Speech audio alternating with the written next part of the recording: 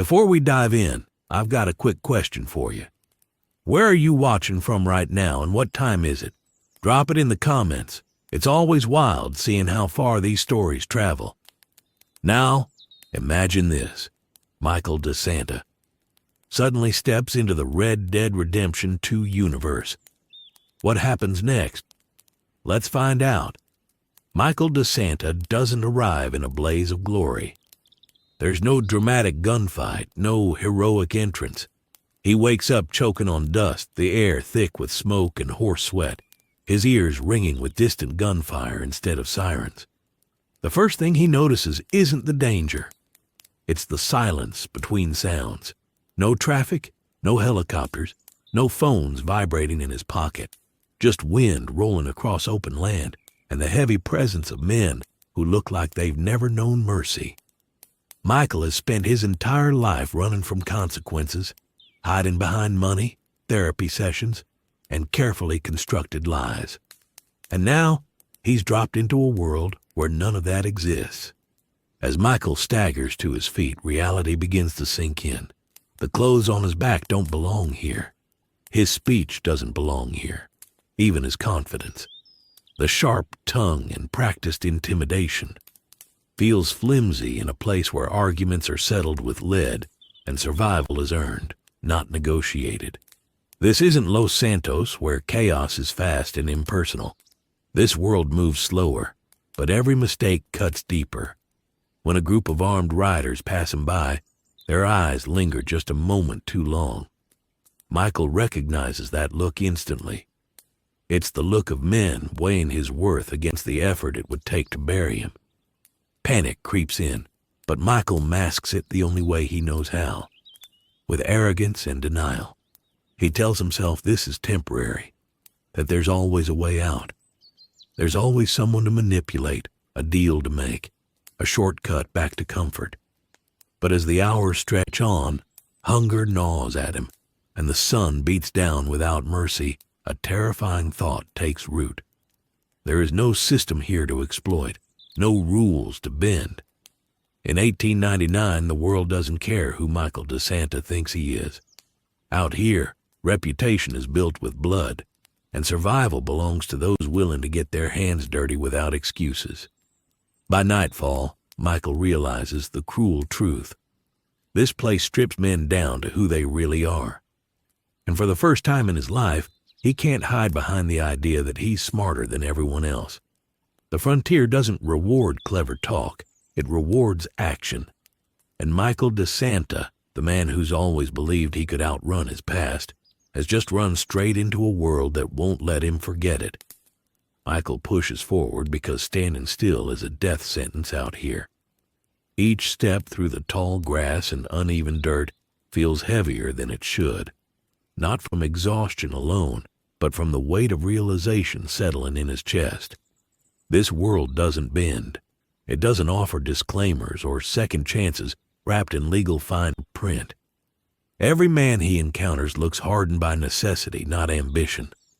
These aren't criminals chasing a bigger score. They're survivors clinging to tomorrow. Michael has never had to be that honest with himself before. When he finally reaches a small settlement, the unease only deepens. Wooden buildings sag under years of neglect, and the people move with guarded purpose, hands never too far from their weapons. Conversations stop when Michael enters their view. He feels it immediately. He doesn't belong, and everyone knows it. In Los Santos, he could buy silence, intimidation, or loyalty. Here, money means little if you don't have a reputation to back it up. A stranger without a horse, without allies, and without a history is just another problem waiting to be solved. Michael tries to talk his way through it, leaning on instincts sharpened by decades of manipulation. A joke here, a half-truth there. But his words land flat. The people around him have heard lies before. Usually right before someone pulls a trigger, he realizes slowly and painfully that charm doesn't carry the same power when men expect betrayal as a rule, not an exception. Every glance is a test. Every pause in conversation feels like a countdown. As night settles in, Michael finds shelter where he can. listening to the distant howl of wolves and the murmur of voices carried on the wind. Sleep doesn't come easily. His mind races, trying to assemble a plan, a way to regain control. Control has always been his greatest illusion. Back home, it came from systems designed to protect people like him. Banks, laws, distance. Out here, control is measured by who draws first and who hesitates. And Michael has always hesitated when the cost felt too real. By morning, one thing becomes clear. If Michael DeSanta wants to survive the Red Dead Redemption 2 universe, he'll need to become someone else.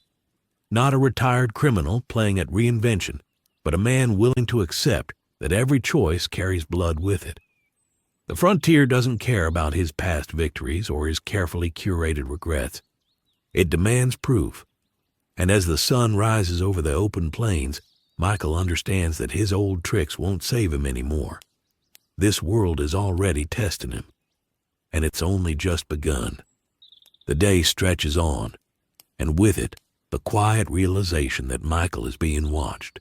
Not openly, no dramatic standoff, no shouted warnings, but through the subtle language of the frontier.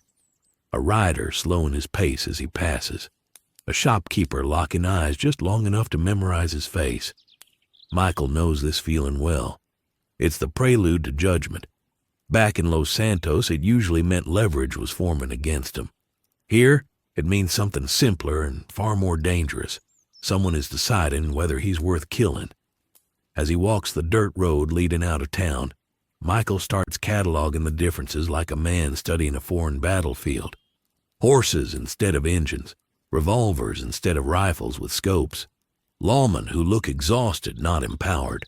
The structure he relied on his whole life, corrupt but predictable, is gone. In its place is a fragile balance of fear and reputation. And Michael has neither. For the first time in decades, he's invisible in the worst possible way. He hears gunshots in the distance. Not chaotic, not panicked, controlled, professional. His body reacts before his mind does, shoulders tightening, breath shortening. Violence is a language he understands fluently. But this dialect is older, rougher. There's no cover fire, no escape routes planned on a mini-map. Just men and intent. Michael realizes that every conflict here is personal. You don't kill anonymously in the Old West. You look someone in the eyes, and then you live with it. Or you don't live at all. A memory creeps in uninvited.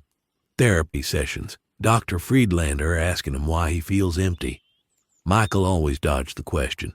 Blamed the world, blamed his family, blamed the game. But standing here, alone on an endless stretch of land, the answer starts forming on its own. He spent his life chasing comfort instead of meaning, safety instead of truth. And this world? It doesn't tolerate men who don't know what they stand for. As evening approaches, Michael finds himself near a campfire left behind, still warm. Someone was here recently. His instincts scream danger, but another part of him, older, buried, feels something else, opportunity. In this world, survival means attaching yourself to people stronger, smarter, or more ruthless than you. Gangs, crews, families forged through shared bloodshed. Michael has always been good at finding those groups and poisoning them from the inside when it suited him. He stares into the fire, watching sparks drift into the darkening sky, and makes a quiet decision.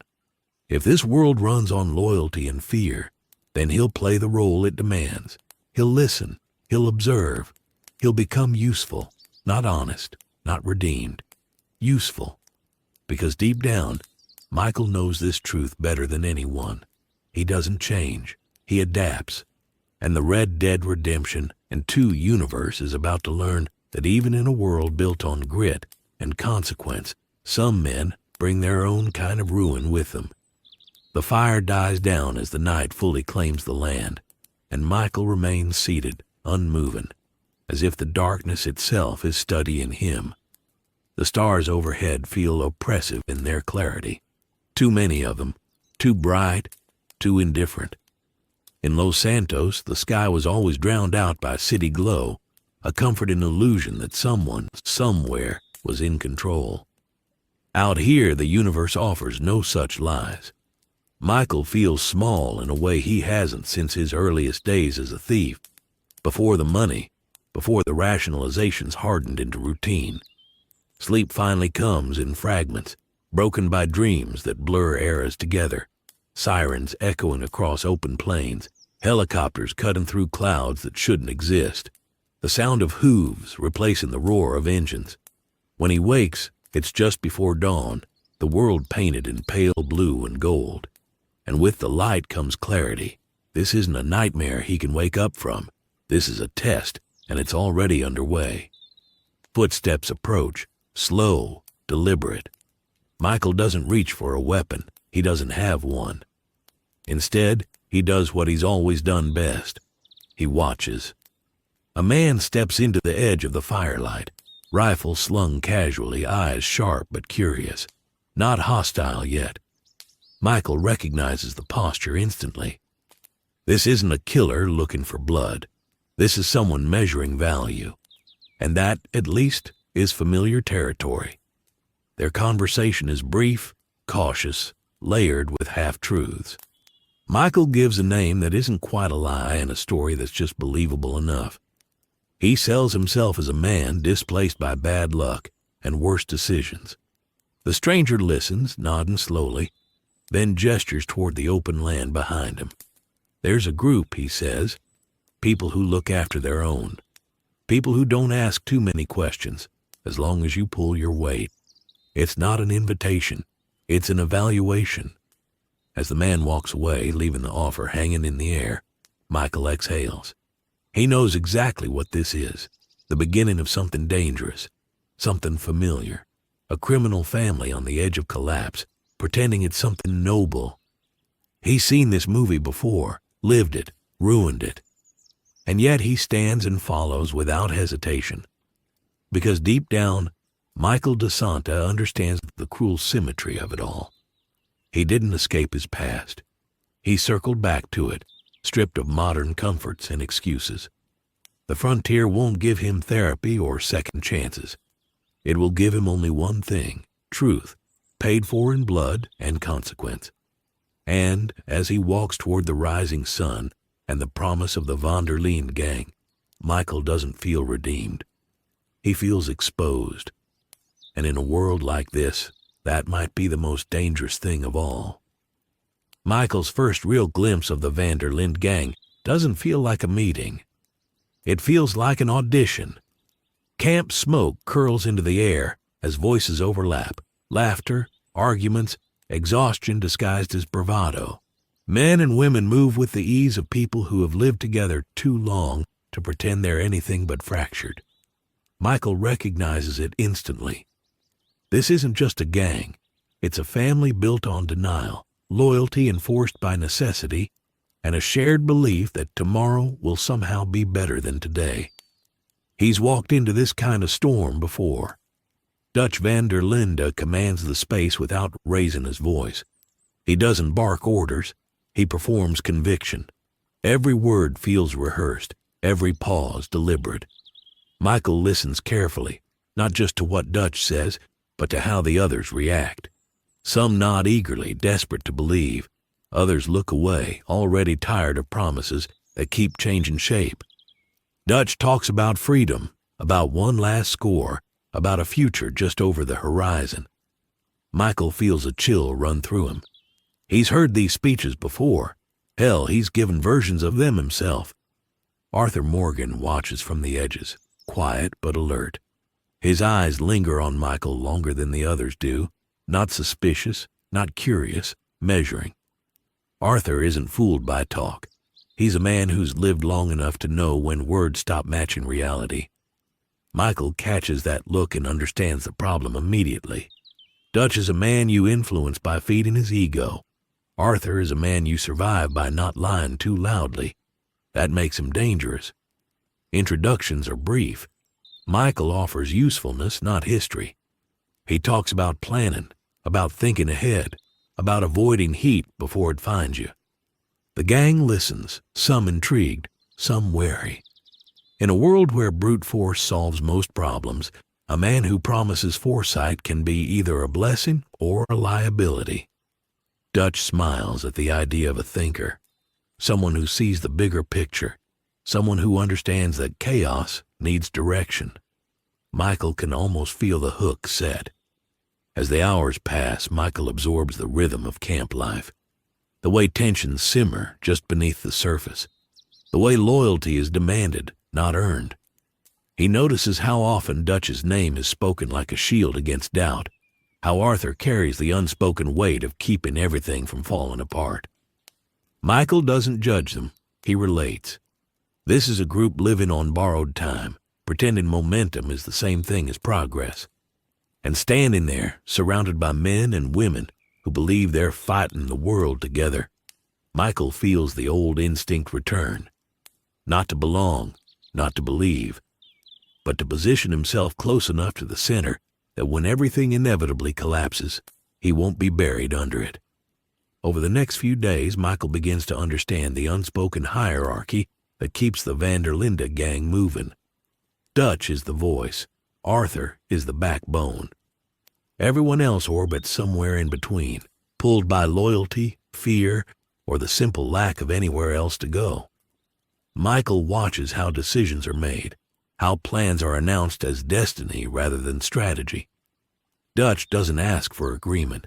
He asks for faith. And faith, Michael knows, is the most dangerous currency a leader can trade in. He makes himself useful in small, careful ways. He listens more than he talks. He offers suggestions framed as questions, letting Dutch think the ideas are his own. Avoid a road here. Delay a move there. It's subtle, almost respectful. The kind of manipulation that doesn't feel like manipulation at all. Dutch responds exactly as Michael expects, warm into the sense that someone finally understands his vision, someone who doesn't openly challenge him but reinforces his belief that he's still in control. Arthur notices. Of course he does. He sees how Michael positions himself during conversations, how he speaks just loudly enough for Dutch to hear and just quietly enough to avoid scrutiny. Their interactions are polite but tense, layered with mutual awareness. Arthur isn't threatened by Michael's intelligence. He's wary of his intent.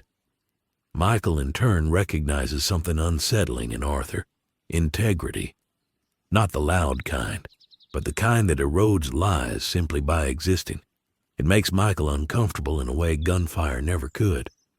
Around the campfire at night, stories are told. Regrets disguised as jokes, dreams dressed up as plans. Michael listens, filing away names, relationships, fractures waiting to widen. He understands now that this gang isn't being held together by strength. It's being held together by momentum and fear of the alternative. Leaving means admitting the dream is over. Staying means pretending it isn't. Dutch begins asking Michael for his thoughts more often, not directly, never officially, just enough to test his loyalty. Michael answers carefully, always circling back to the same idea, that survival requires patience, perception, and knowing when to disappear. Dutch likes that. It sounds strategic. It sounds enlightened. It also quietly justifies every future retreat as part of a grander plan. By the end of the week, Michael isn't just a guest. He's part of the conversation, and he knows exactly how dangerous that makes him. The longer Michael stays, the more the cracks reveal themselves without being asked. Whispers between camp members stop when Dutch approaches. Glances are exchanged when plans change at the last second. There's a tension in the air that never fully dissipates, like a storm that keeps circling but never breaks. Michael has lived inside this kind of pressure before. He knows what it does to people. It makes them reckless, loyal to the wrong ideas, desperate for someone to blame when things go wrong. He rides with Arthur on a supply run, and the silence between them says more than words ever could. Arthur doesn't pry. He doesn't threaten. He simply observes. Michael catches him looking out across the land with an expression that isn't ambition or hunger, but fatigue. It's the look of a man who's starting to understand the cost of following someone else's dream. Michael almost respects him for it. Almost. During a robbery planned under Dutch's watchful optimism, Michael sees the gang in motion. It's messy, uncoordinated, too many moving parts held together by trust instead of precision. The job succeeds, barely, and Dutch frames it as proof that everything is still working. Michael knows better. Success without control is just delayed failure, but he keeps that thought to himself. Dutch doesn't need truth, he needs affirmation. As the gang celebrates, Michael watches from the edges again, noting who drinks too much, who stays quiet, who looks relieved instead of excited. He understands now that this group isn't chasing freedom anymore. They're chasing justification, proof that all the blood they've spilled meant something, that the sacrifices weren't for nothing. It's a dangerous mindset, one that turns reasonable men into zealots. Arthur approaches Michael later that night, the firelight casting long shadows across his face. He asks a simple question, delivered without accusation. "What exactly are you looking for out here?" Michael doesn't answer right away.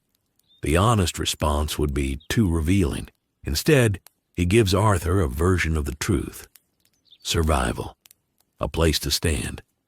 Arthur nods, but his eyes don't soften. He knows there's more beneath the surface. He just doesn't know yet how deep it goes. As days turn into weeks, Michael feels the gravitational pull of the gang tightening. He's no longer just passing through. He's invested, not emotionally, but strategically. He understands Dutch's weaknesses better now. The need to be admired, the fear of irrelevance, the refusal to accept that the world is changing without him. Michael has exploited those traits before, in different men, in different times. The frontier hasn't changed that. And yet, something unexpected begins to surface, a flicker of doubt. Watching Arthur shoulder the weight of everyone's mistakes forces Michael to confront an uncomfortable possibility.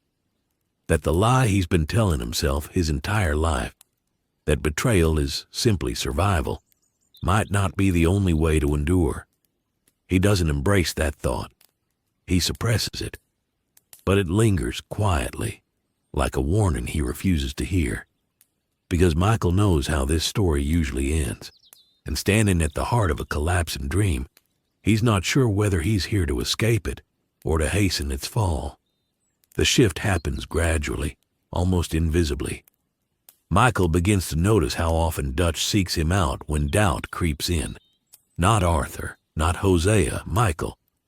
When plans unravel or pressure mounts, Dutch wants reassurance, not reality. He wants someone who can reshape fear into confidence with the right words. Michael provides that service expertly, careful never to sound like he's steering, only agreeing a fraction louder than everyone else.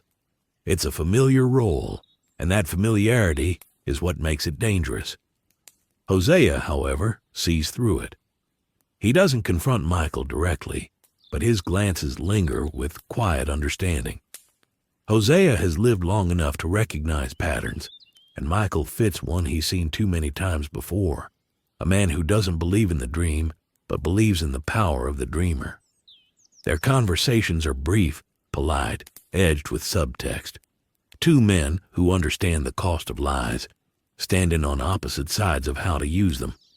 Arthur grows more distant, not hostile, just guarded. He begins excluding Michael from certain discussions, subtle at first, then intentional. Michael recognizes it as self-preservation. Arthur is protecting something, maybe the gang, maybe his own conscience. That tension sharpens every interaction between them, turning shared silence into something heavier. Neither man fully trusts the other, and both know exactly why. One evening, as the camp settles into uneasy quiet, Dutch speaks of the future again, a place far away, a fresh start. The same promise dressed in new details. The gang listens because they need to, because the alternative is admitting that everything they've endured has been for nothing. Michael watches their faces in the firelight and understands the terrible truth. This isn't a gang anymore. It's a belief system. And belief systems don't collapse gently. For the first time since arriving, Michael feels something close to fear, not of death, but of inevitability. He knows how stories like this end. He's helped write them. He's seen the moment when loyalty becomes a weapon, when ideals are used to justify betrayal, and he realizes that by inserting himself into the heart of the von der Linde gang, he hasn't just joined their story, he's altered its trajectory. As the night deepens, Michael sits apart, staring into the darkness beyond the fire's reach. He understands now that crossing paths with the von der Linde gang wasn't chance. It was convergence, two collapsing worlds colliding at exactly the wrong moment. Dutch chasing a dream that no longer exists. Arthur waking up to truths he can't unlearn. And Michael de Santa standing between them, armed not with conviction, but with experience. Because in a world built on loyalty and violence, the most dangerous man isn't the one who believes too much. It's the one who doesn't believe at all. By the time the gang moves camp again, Michael understands the unspoken rule that governs everything they do. Loyalty here isn't earned through trust. It's extracted through shared risk. The more blood you spill together, the harder it becomes to walk away. Dutch calls it unity. Arthur calls it duty. Michael sees it for what it is, a trap designed to keep men moving forward even when every instinct tells them to stop. He adapts quickly, because adaptation has always been his greatest survival skill. Michael doesn't challenge loyalty outright. He reframes it. He praises commitment while quietly redefining what it means to be smart, to stay alive. When Dutch speaks about standing together no matter the cost, Michael echoes the sentiment but adds a careful twist. Survival, he suggests, is the truest form of loyalty. You can't protect the family if you're dead. Dutch nods at that. It sounds wise. It sounds like evolution instead of retreat. Arthur watches this dynamic with growing unease. He notices how Michael's words soften Dutch's paranoia without correcting it, how every doubt gets smoothed over instead of confronted. Arthur doesn't argue with Michael directly. He argues with himself. He wants to believe Dutch still has a plan, that all of this chaos is temporary. But Michael's presence makes that belief harder to maintain. Not because Michael exposes the lie, but because he makes it easier to live with. As the gang situation worsens, pressure turns inward. Failed jobs are blamed on bad luck. Close calls are framed as tests of faith. Michael sees the pattern forming, the same one he lived through years ago. When leaders run out of solutions, they lean harder on loyalty. They demand belief instead of results. And belief, once weaponized, destroys people quietly before it ever turns violent. Michael is careful where he places himself during these moments, always close enough to Dutch to offer reassurance, never close enough to share the blame. He understands now that survival in this world isn't about being the strongest or the fastest. It's about being indispensable without being responsible. Let others pull the trigger. Let others take the fall. Michael's role is to make the choice feel inevitable. But every lie carries weight, and the longer Michael stays, the heavier that weight becomes. He sees it in Arthur's posture, in the way he hesitates before following orders that once felt automatic.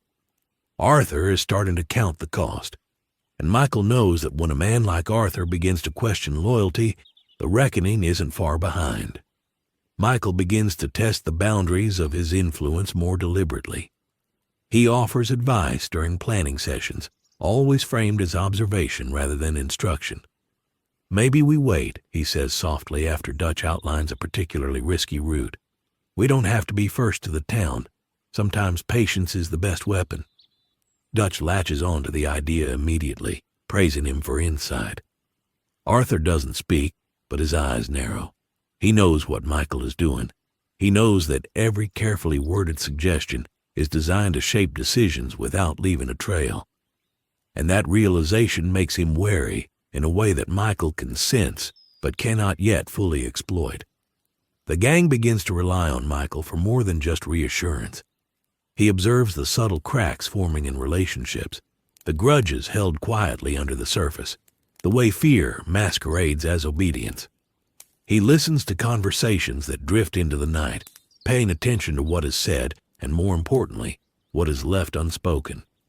Michael realizes that the Linde gang operates on a fragile balance of belief and intimidation, and he is learning exactly how to tilt it without breaking it entirely.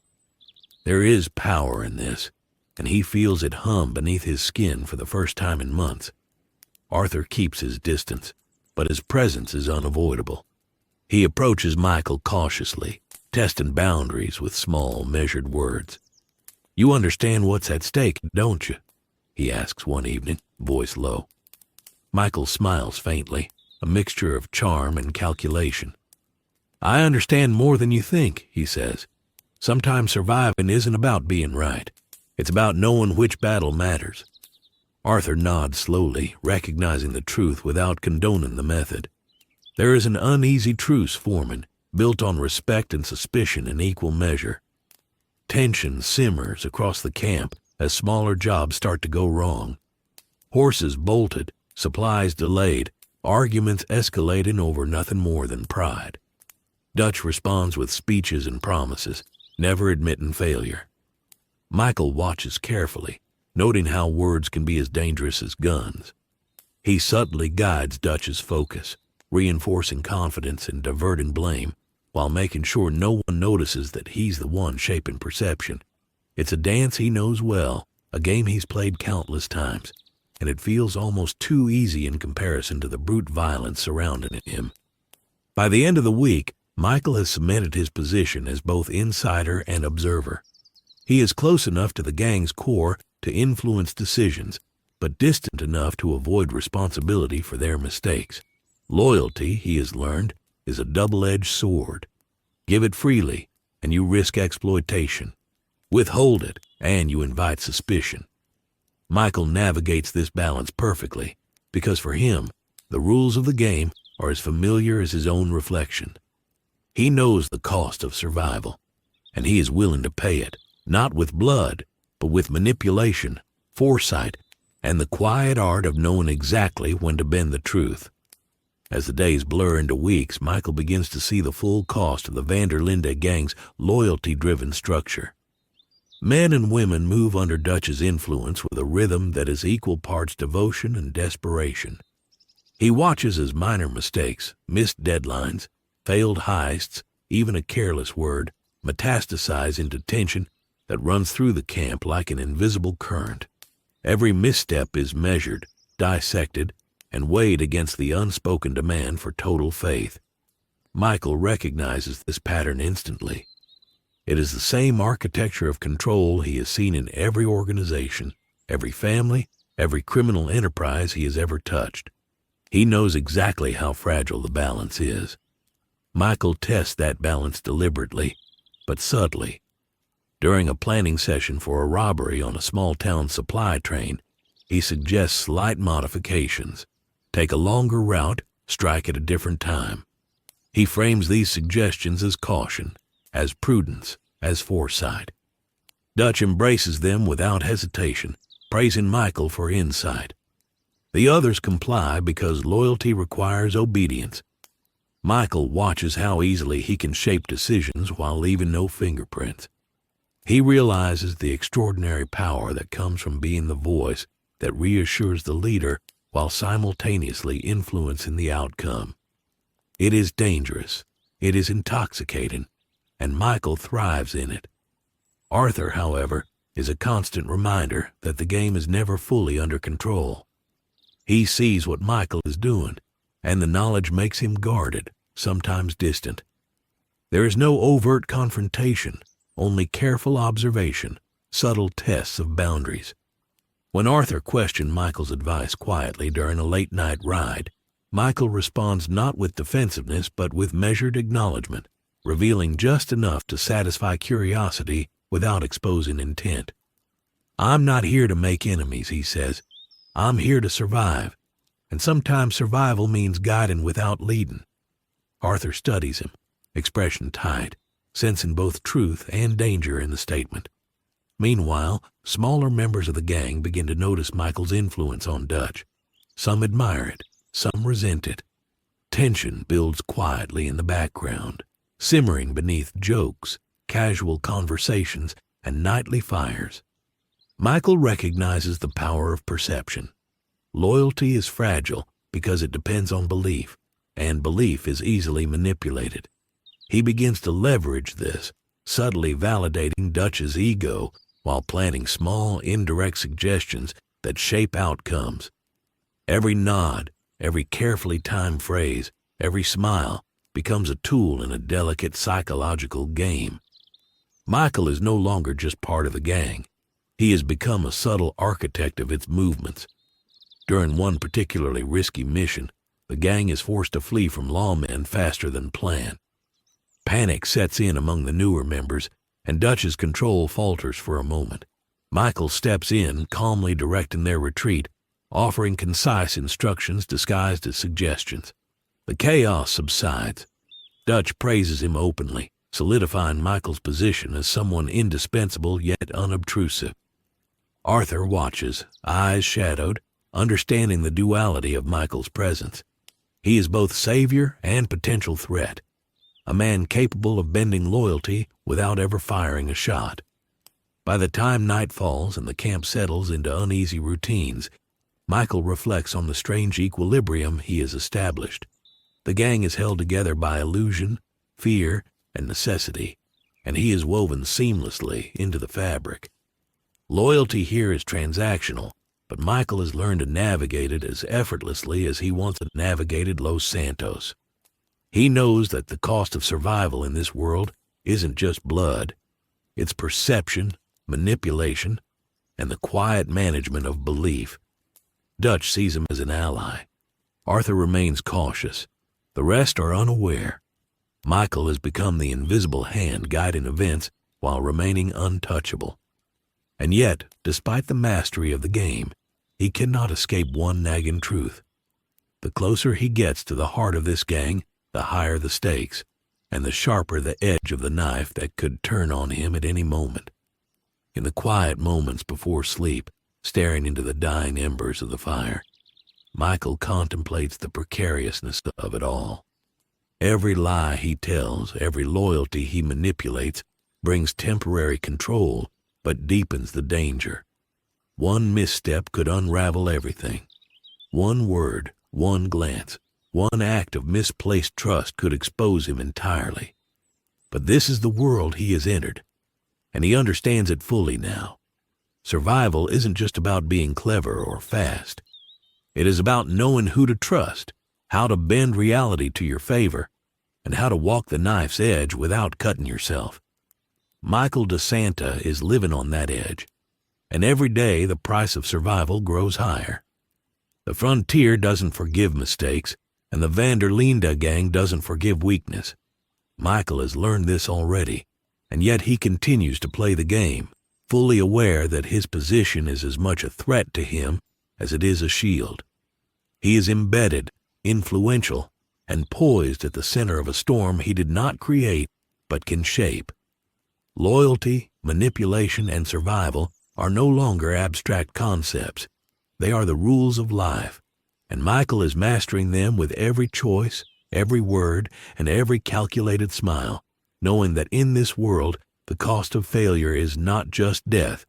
It is the collapse of everything you thought you could control. The subtle power Michael wields within the Linde gang begins to manifest in unexpected ways. Every suggestion he makes, every reassurance he provides, shifts the dynamics of the camp, often without anyone realizing it. Dutch leans more heavily on him, seeking affirmation for decisions that would have otherwise caused doubt to ripple through the group. Dutch's speeches grow bolder, more expansive, yet Michael recognizes that their foundation is no longer purely conviction. It's reinforced by his influence. The gang moves with a confidence that feels earned, but underneath, tension simmers like a dormant fire. Michael knows how fragile that balance really is. Arthur's quiet observation intensifies. He notices the small cues, The way other members glance at Michael before committing to a plan. The subtle nods of agreement when he speaks. The way Dutch's optimism seems bolstered not solely by belief, but by strategic counsel. Arthur doesn't confront Michael directly, but he doesn't need to. Every interaction carries unspoken tests, gauging intentions, weighing trust against survival. Arthur is beginning to understand that Michael is more than just a newcomer. He is a force capable of bending the course of the gang without lifting a weapon, and that realization unsettles him deeply. Michael, aware of the tension his presence causes, uses it as a tool. He amplifies trust in Dutch while leaving room for plausible deniability in case the strategy backfires. His every word is calculated, measured to guide without command, to influence without exposure. In this world, subtleties matter more than guns. A glance, a pause, a carefully phrased statement can shift the outcome of a robbery, a negotiation, or a confrontation. Michael has never been more alive, more aware of the precarious equilibrium he maintains. Every decision is a gamble, every interaction a potential turning point. The gang embarks on increasingly risky operations, and Michael's counsel proves invaluable. He predicts patterns, anticipates reactions, and advises caution in ways that keep them one step ahead of lawmen and rival gangs. Dutch praises him openly, cementing his status within the group. Members start to look to him for guidance, not just as an outsider, but as someone indispensable. The respect is earned, but it is fragile. Michael understands that power built on perception, rather than force, can vanish instantly if challenged or exposed. He treads carefully, balancing visibility with invisibility, influence with restraint. Late one night, as the camp settles into uneasy quiet, Michael reflects on the precariousness of his position. He realizes that every move he makes has consequences, not just for himself, but for the entire gang. His presence has changed the rhythm of their lives, subtly guiding Dutch's decisions, influencing Arthur's judgments, and reshaping the dynamic of loyalty and obedience. Michael understands that this influence is both a shield and a potential weapon aimed at him. In a world where one misstep can mean death, he has positioned himself at the center of a web he partially controls, but cannot entirely dominate. The true weight of survival in the Red Dead Redemption 2 universe begins to sink in. Loyalty is a currency, deception a necessity, and influence is both power and peril. Michael knows that every lie he tells, every loyalty he manipulates, carries a cost.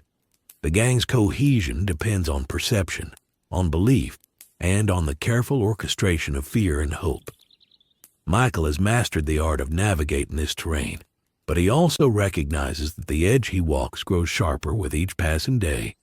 One wrong word, one ill-timed suggestion, one moment of miscalculated trust, and the fragile balance could collapse entirely. Despite the constant danger, Michael thrives in this environment.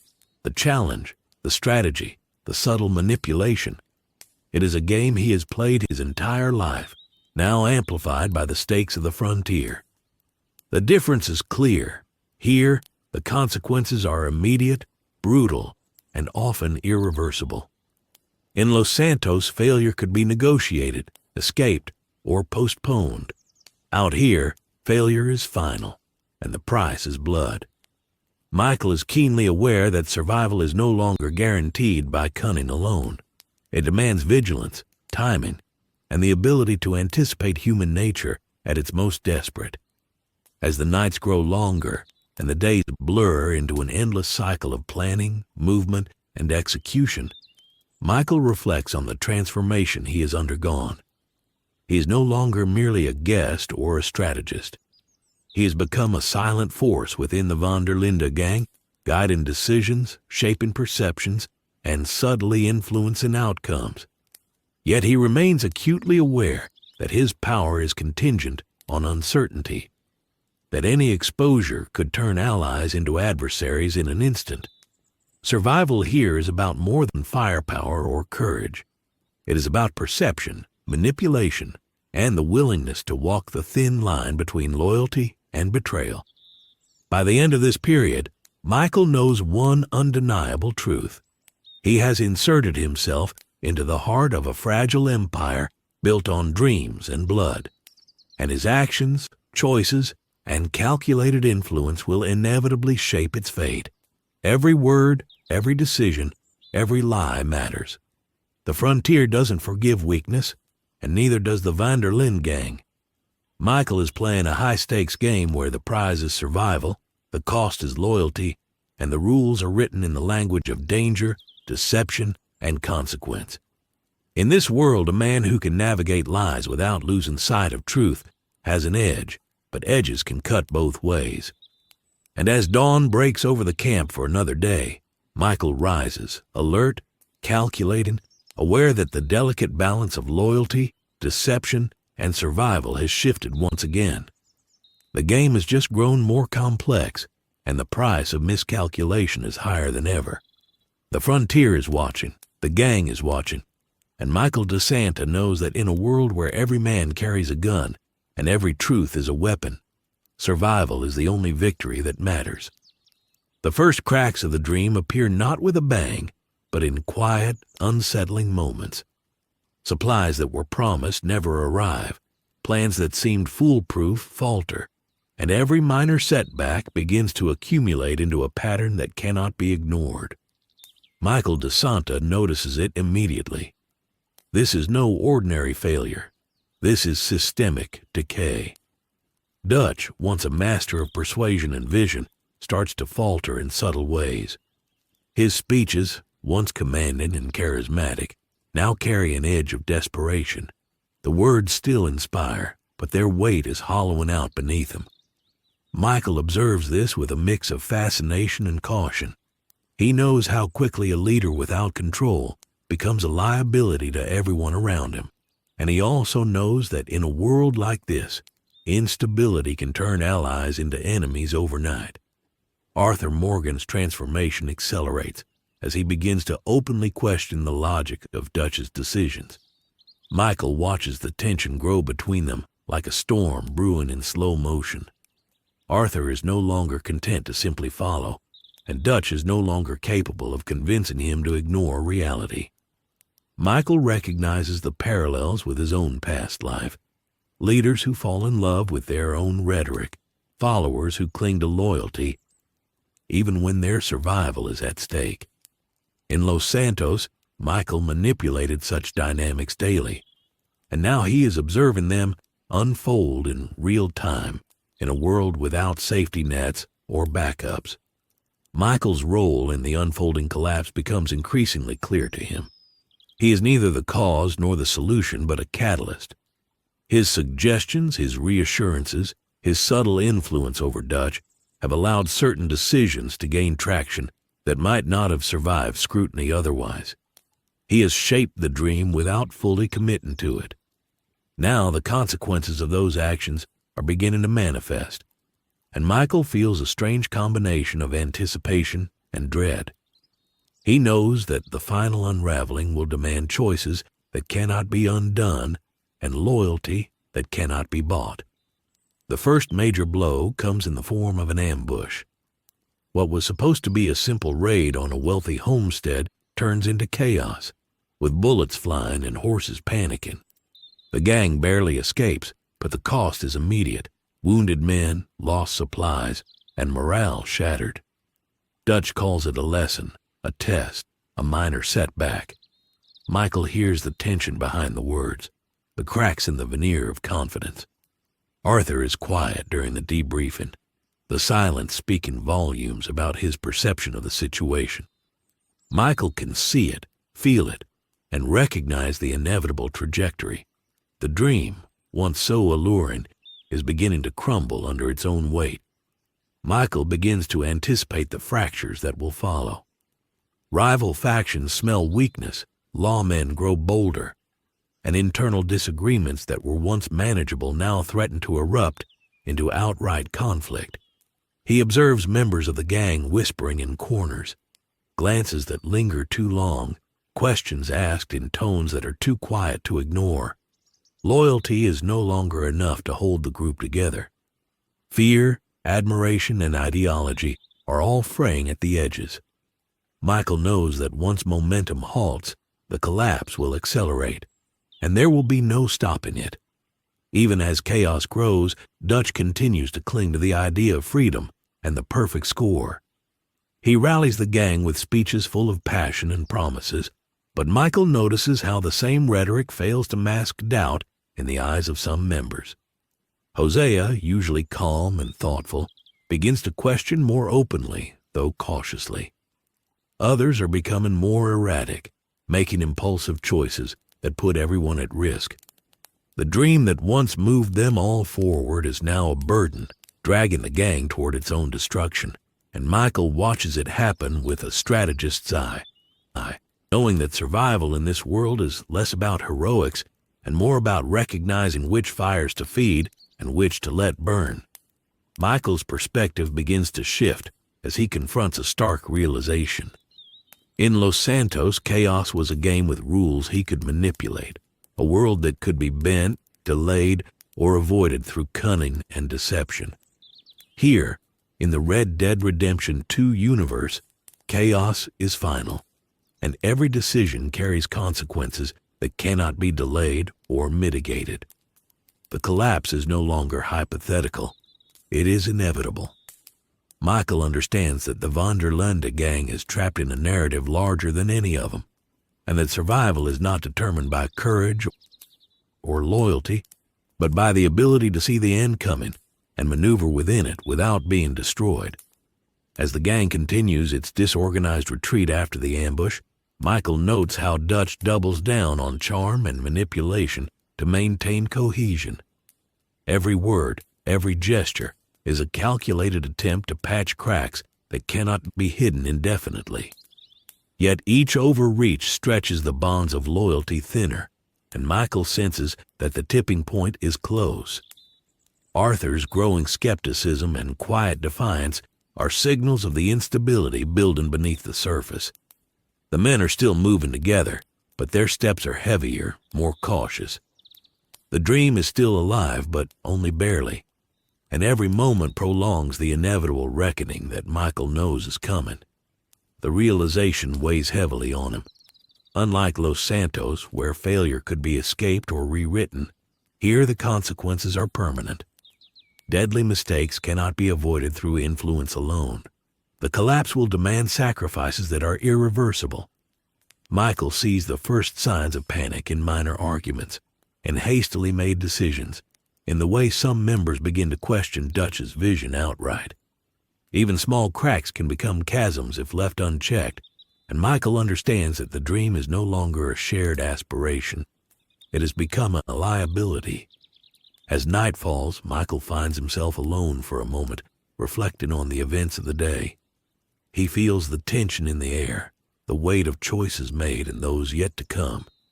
The frontier has a way of stripping away illusions, and he can see clearly now that the dream Dutch has nurtured, the hope he has instilled, is unraveling at a pace faster than anyone can control. Michael knows that in this collapsing world, only men who understand both the rules and the cost can survive.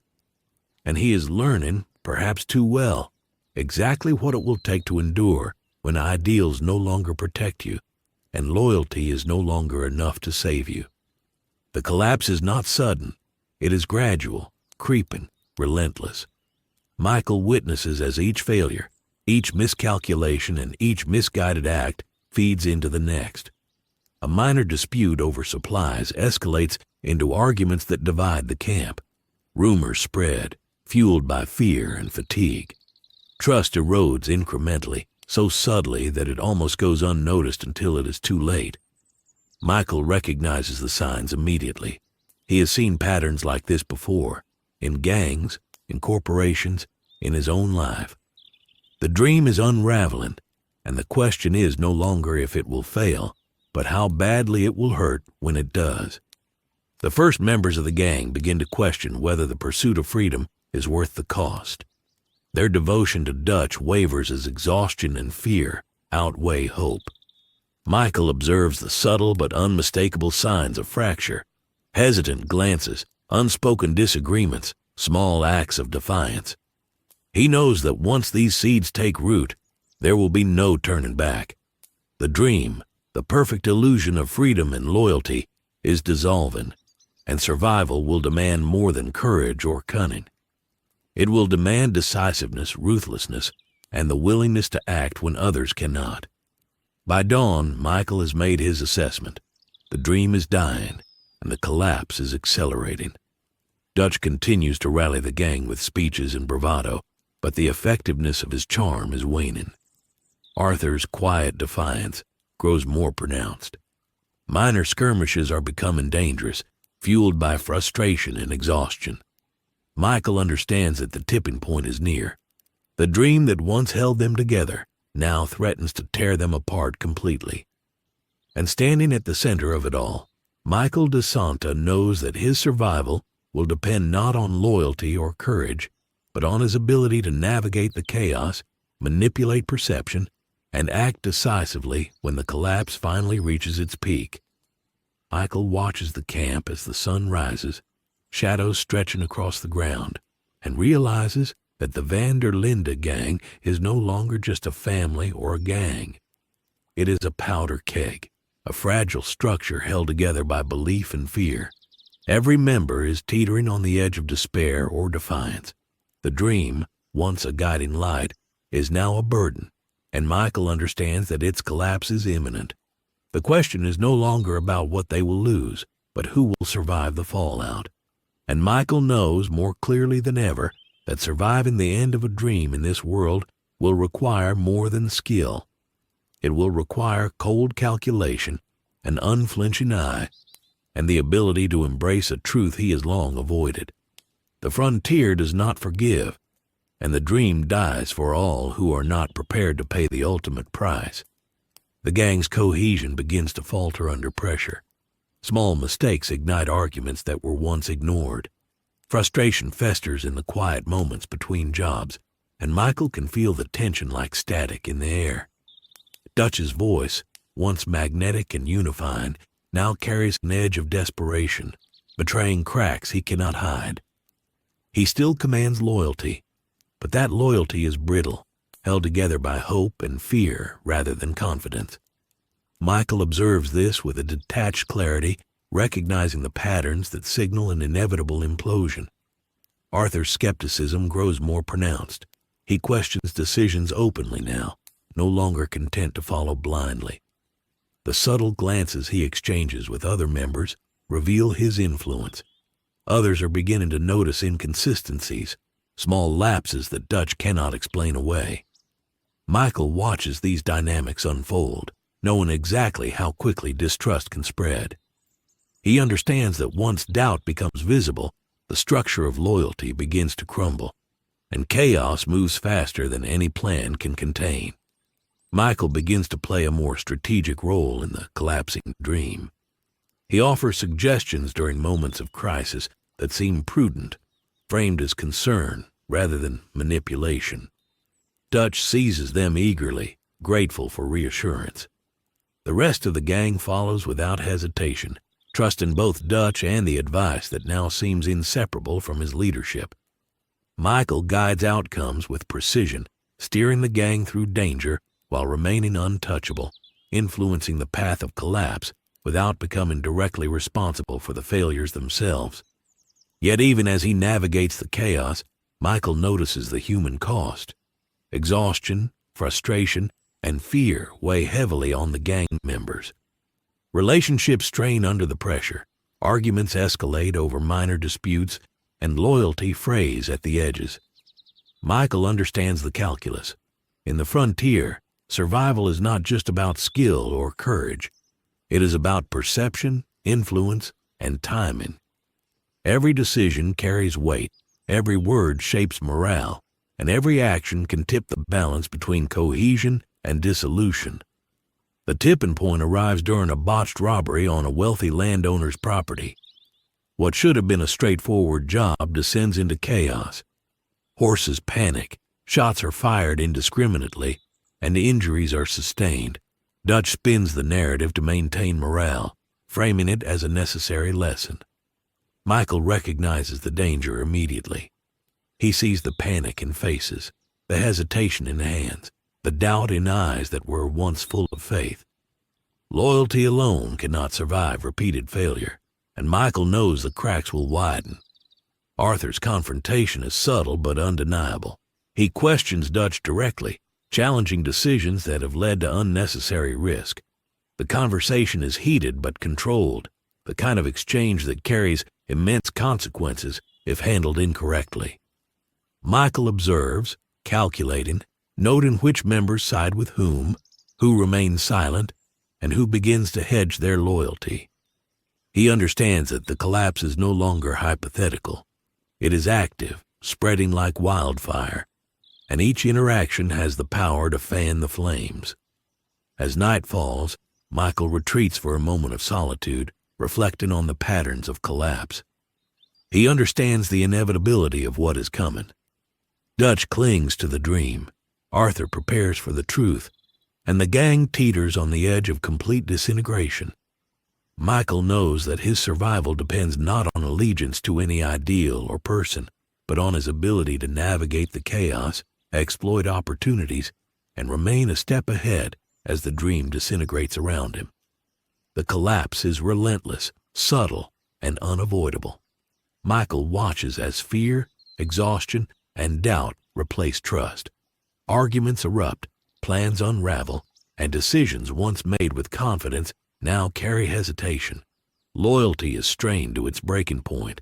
Michael sees the moment approaching when the gang will no longer function as a unit, when individual survival instincts override shared ideals.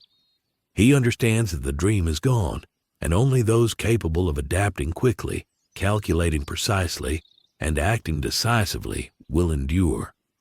By dawn, Michael positions himself strategically within the camp.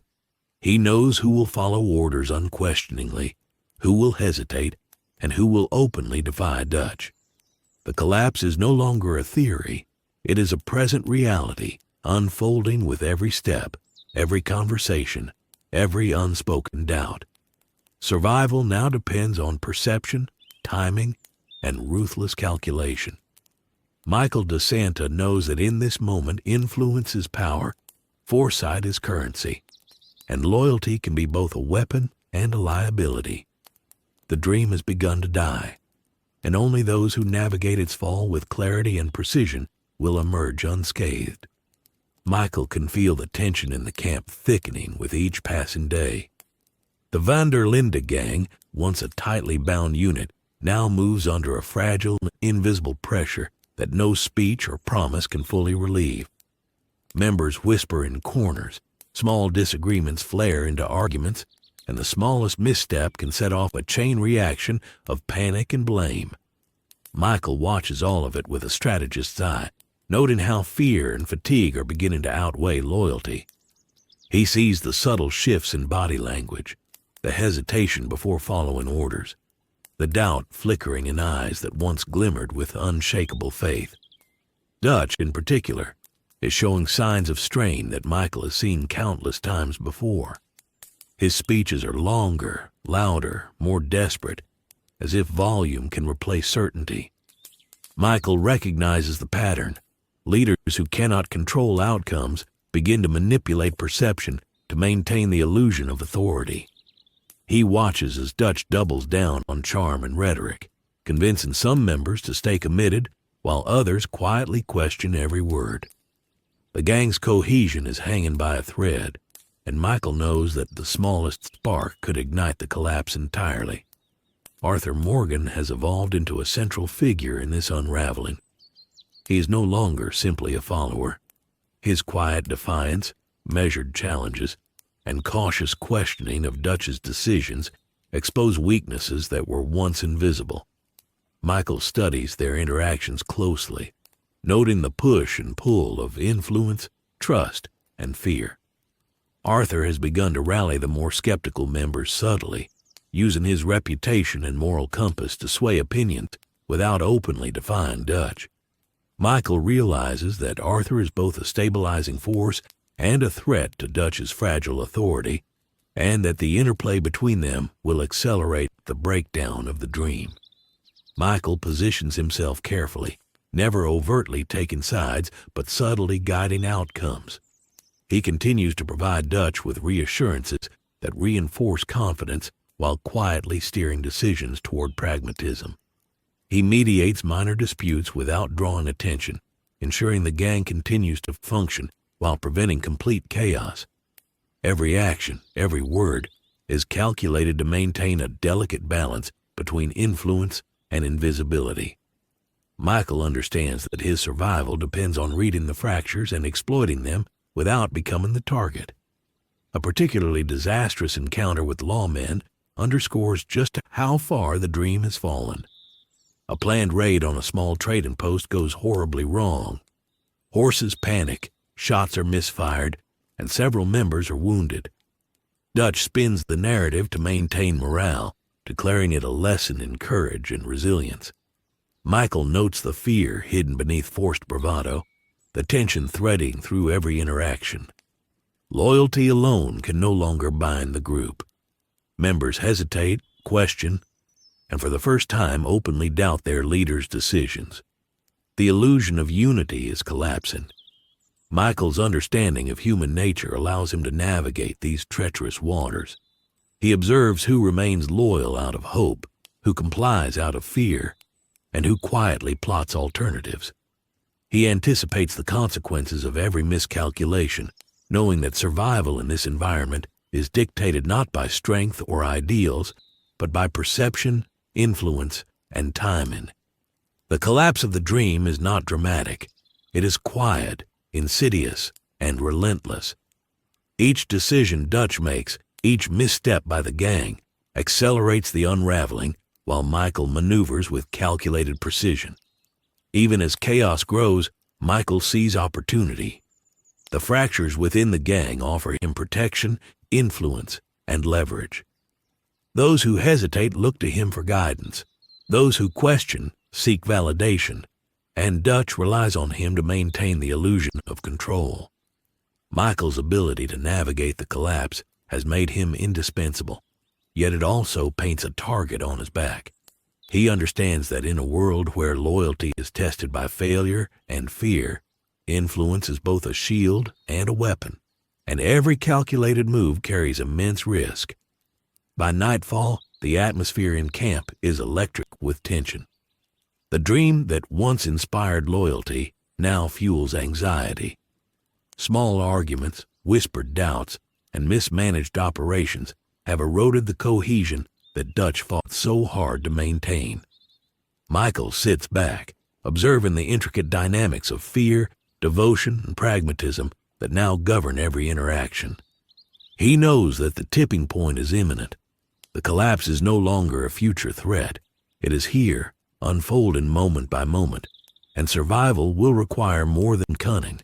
It will demand decisiveness, ruthlessness, and a deep understanding of human weakness. Michael reflects on the paradox of his position. He is neither responsible for the collapse nor fully immune to its consequences. He has guided, shaped, and influenced the gang's decisions, yet the ultimate unraveling is inevitable. Every misstep by Dutch, every hesitation by Arthur, every misjudgment by the others compounds the decay. Michael knows that when the final fracture occurs, it will be devastating, and only those capable of foresight and swift action will endure. He has positioned himself at the center of this storm, fully aware that influence in a collapsing system is as dangerous as it is powerful. The dawn of the next day brings an uneasy calm, a deceptive pause before the next wave of chaos. Michael senses that the Linde gang is balancing on a knife's edge. Loyalty is weakened, morale is fraying, and fear is spreading faster than confidence. The dream is dying not with a roar, but in whispers, small failures, and quiet doubt. Michael understands the stakes. The frontier does not forgive weakness, and survival is reserved for those who can read the currents of collapse and navigate them with precision. Every member is teetering, every decision is amplified, and the cost of miscalculation is deadly. Michael DeSanta knows that he is living at the heart of a dying dream. The illusion of unity, the promises of freedom, and the weight of loyalty are unraveling around him. The Van der Linde gang is approaching its breaking point, and every word, every action, and every decision carries consequences that cannot be undone.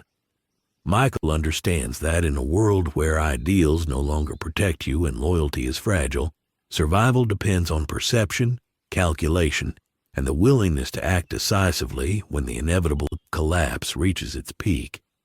The dream is ending, and the frontier will show no mercy to those unprepared for its consequences. The unraveling accelerates faster than anyone expects. A minor dispute over supplies turns into a shouting match, and what was once a united front begins to fracture into factions. Members of the gang start questioning Dutch openly, testing the limits of his authority. Some side with Arthur, whose quiet reasoning begins to resonate with those growing weary of constant failure. Others cling desperately to Dutch, hoping that his charisma will somehow restore stability. Michael watches these interactions with the precision of a tactician, noting loyalties, vulnerabilities, and the subtle ways influence can be wielded in a group teetering on the brink. Michael realizes that the collapse is no longer abstract. It is active, and it demands observation, timing, and strategic positioning. He positions himself in ways that allow him to steer the chaos without drawing attention to himself. He provides counsel disguised as reassurance, nudges that guide decisions while leaving Dutch convinced that he is still in control. It is a delicate balance, a game Michael has played countless times before, but never in an environment as raw, as unforgiving, or as permanent as this one. Out here, mistakes are not forgiven, and survival is a currency that can vanish in an instant. The gang's next operation is fraught with tension. Each member moves with caution, anxiety, and suspicion. The failures of the past weigh heavily, influencing behavior in ways Dutch cannot fully anticipate. Horses are skittish, guns are misfired, and small errors compound into larger crises. Dutch rallies the group, but even his words cannot mask the growing unease. Michael notices the subtle hesitation in the men's movements, the faint tremor in their voices, and the fleeting expressions of doubt that pass almost imperceptibly across their faces. The dream is no longer guiding them. It is a shadow, a weight, and Michael senses how close they are to collapse. Arthur begins to assert himself more openly, challenging Dutch's decisions with a calm but unwavering firmness. Michael watches carefully, aware that Arthur's growing influence shifts the balance of power. Those who once followed blindly now hesitate, unsure whether to trust the vision or the emerging reality. Michael understands that this tension is both dangerous and useful. The dream's unraveling is inevitable, but his position allows him to influence how it unfolds, who survives, and who is left exposed when the illusion finally shatters. The camp is restless. Arguments flare over trivial matters, tempers fray, and the loyalty that once bound them begins to feel like a brittle thread ready to snap. Michael observes the psychological toll, noting which members can be swayed, which resist influence, and which are already succumbing to fear. He understands that survival will require more than courage. It will demand calculated action, the ability to manipulate perception, and the willingness to exploit weakness without being exposed. Every glance, every pause, every word now carries weight, and Michael maneuvers carefully through the shifting landscape. The breaking point comes during a daring robbery gone wrong. Miscommunication leads to chaos, several gang members are injured, and Dutch's authority is questioned openly for the first time. Michael remains composed, stepping in with calm, reasoned guidance that restores partial order. His influence is clear to those paying attention. He is neither fully trusted nor openly defied. Instead, he exists in the space between chaos and control, quietly shaping outcomes while remaining untouchable. He knows that in a world built on loyalty, fear, and deception, this is the position from which true survival emerges. By nightfall, the camp is on edge. Members whisper in corners, question decisions, and hesitate in moments that once required instant action. Michael understands that the dream Dutch sold them has died quietly, replaced by anxiety, doubt, and the instinct to protect oneself above all else. Loyalty is fractured, and the gang teeters on the precipice of complete disintegration. Michael watches it unfold, recognizing both the danger and the opportunity. Those who can act decisively now will endure. Those who cling to illusions will fall. The collapse is total but not violent. It is a quiet erosion, a steady decay of belief and order. Michael observes Dutch's desperation, Arthur's reasoning, and the shifting alliances that now dictate the gang's movements. Each day brings new challenges, minor failures that compound into existential crises, and Michael positions himself at the center, navigating the chaos with precision. He understands that the Linde gang is no longer a family or a dream. It is a fragile structure held together by fear, hope, and inertia. And in this environment, survival is not guaranteed by loyalty or courage. It is reserved for those who can anticipate the collapse, manipulate outcomes, and act decisively when the dream finally dies. As dawn breaks over the camp, Michael surveys the aftermath of yet another failed operation. The gang is exhausted, wounded, and divided. He recognizes the signs that the tipping point is near. The dream is gone, replaced by a fragile, brittle reality where every decision carries lethal consequences. Michael understands that survival will depend on perception, calculation, and the ability to act when others falter. He has positioned himself to navigate the collapse, to exploit opportunities, and to endure in a world that will no longer tolerate mistakes. In the quiet moments before the next day's chaos begins, Michael contemplates the stark truth. The Linde gang's dream is dead. The illusion of freedom and loyalty is fractured, and the forces of fear, exhaustion, and reality are reshaping the group. Only those capable of understanding human nature, manipulating perception, and acting decisively will survive. Michael knows he has the skills to endure, but he also understands that the cost of survival is high, the stakes are lethal, and the collapse of a dream leaves scars that cannot be undone. He sits in silence, watching the camp, fully aware that the end of the dream has arrived, and only those who can navigate the ruin will remain standing. Before we dive in, I've got a quick question for you. Where are you watching from right now, and what time is it? Drop it in the comments. It's always wild seeing how far these stories travel. Now, imagine this. Michael DeSanta, a man who has spent his life running from consequences, responsibilities, and the ghosts of his own choices, suddenly finds himself in a world where there is no escape, no shortcuts, and no convenient distractions. The Red Dead Redemption 2 universe doesn't forgive past mistakes, and it certainly doesn't allow for self-delusion. Michael has entered a realm where every action has permanence, every choice carries weight, and survival is determined not by cunning alone, but by the ability to confront oneself honestly. After weeks of navigating the fragile dynamics of the Linde gang, Michael begins to see a reflection of his own life in the chaos around him. Dutch's dream, once charismatic and intoxicating, collapses under its own contradictions, just as Michael's life in Los Santos eventually unraveled. He recognizes the same patterns in the men and women around him. The desperation for belonging, the addiction to the idea of a better life, the willingness to follow flawed leaders because the alternative is confronting one's own emptiness. Michael is no longer merely an observer or manipulator. He is forced to confront the parts of himself he has long avoided.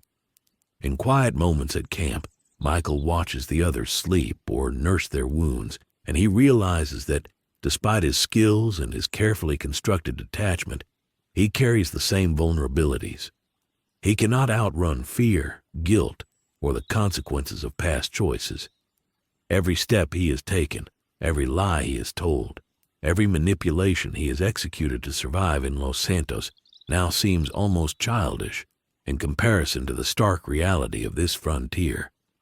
The violence, the isolation, and the raw finality of life in the Red Dead world strip away illusions, leaving a man who must reckon with himself in ways he has spent decades avoiding. Arthur Morgan, who has been both a foil and a mirror throughout Michael's time with the gang, becomes an unspoken measure of conscience. Michael observes Arthur's integrity, his moral code, and the quiet suffering he endures for the sake of others, and he cannot help but reflect on his own compromises. In Los Santos, survival often meant bending rules, manipulating truth, and protecting oneself above all else. Here, survival is similar, but the stakes are infinitely higher. Michael feels the weight of his own instincts, the same instincts that once ensured his escape from danger, now demanding a reckoning in a world where consequences are permanent and mistakes are fatal. The collapse of the Linde dream amplifies Michael's inner turmoil. The gang fractures, loyalties crumble, and Dutch becomes a shadow of his former self, clinging to ideals that no longer serve the living. Michael finds himself simultaneously navigating external chaos and confronting internal conflict. He has always been able to manipulate perception, to shape outcomes, to survive by bending reality to his advantage. But in this world, the same skills cannot shield him from the truth, that the man he has become is inseparable from the choices he has made. Running was never the solution, and now he must face the consequences without the safety net of Los Santos distractions.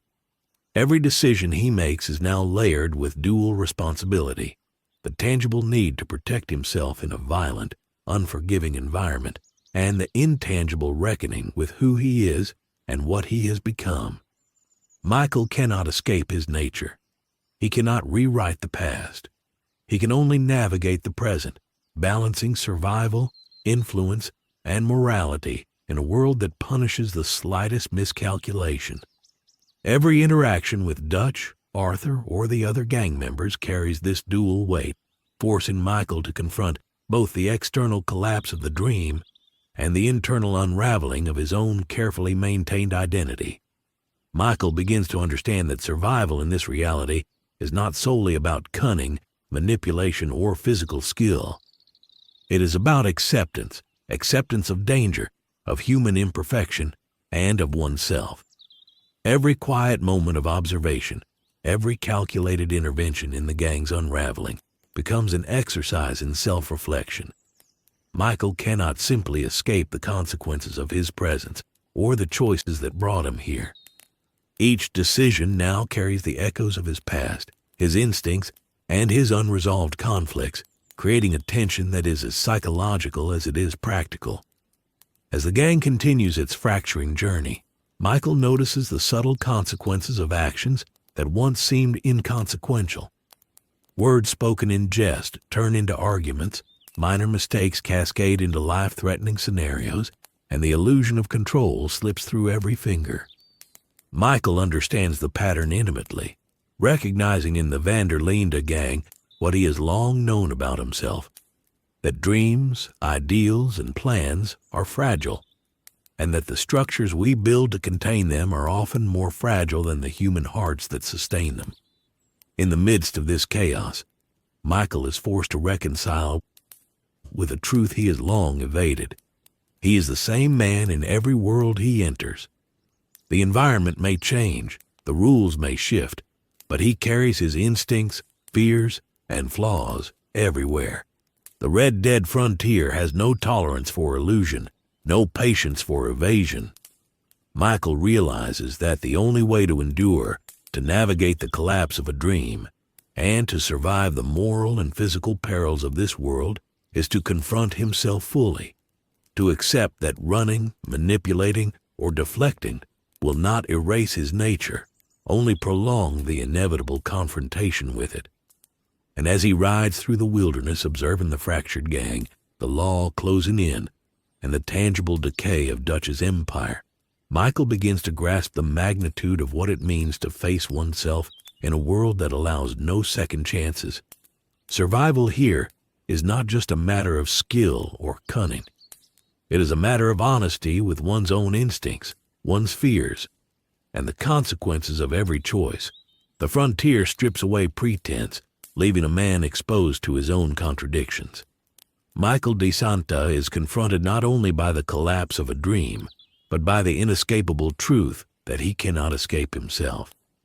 Every decision, every interaction, every risk carries the weight of dual realities: the external, violent chaos of the Linde gang's downfall, and the internal, unrelenting reckoning with the man he has been and the man he must confront to endure.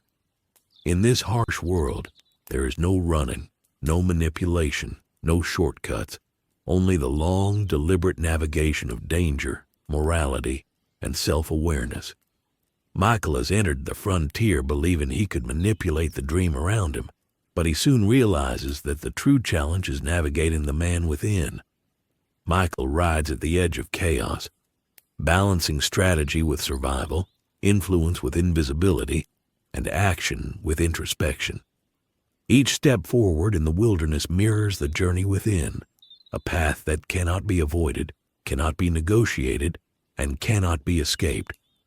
The collapse of the Linde gang mirrors the collapse of illusions Michael has long maintained about himself. In this world, there are no distractions, no second chances, and no illusions of control. Every choice exposes both the fragility of the dream and the inseparability of the man who cannot escape himself. The frontier forces him to act decisively, to measure every word, every movement, and every alliance.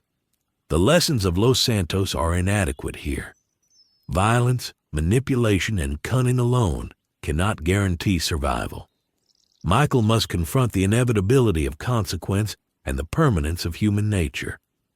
Every interaction with the gang, every decision to intervene or observe, is colored by the awareness that his instincts, choices, and flaws are constants in every universe he inhabits.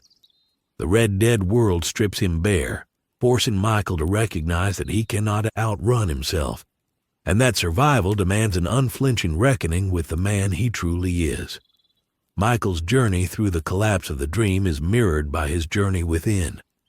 The gang's disintegration, Dutch's faltering authority, and Arthur's emerging moral compass illuminate the aspects of himself he has long denied. He sees his manipulation, his charm, his careful navigation of danger, and understands that these traits, while keeping him alive, have also prevented him from confronting his own moral weight. The frontier, relentless and unforgiving, offers no sanctuary from this truth. Michael realizes that the ultimate survival test is not physical or strategic. It is internal. He must face the man he has been, the choices he has made, and the life he has tried to escape in every universe he enters.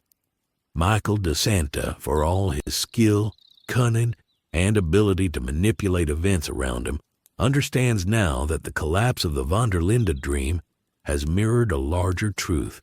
No man can outrun himself. The frontier offers no distractions, no shortcuts, and no convenient exits. Every choice, every lie, and every act of influence carries the weight of permanence, both externally and within the self.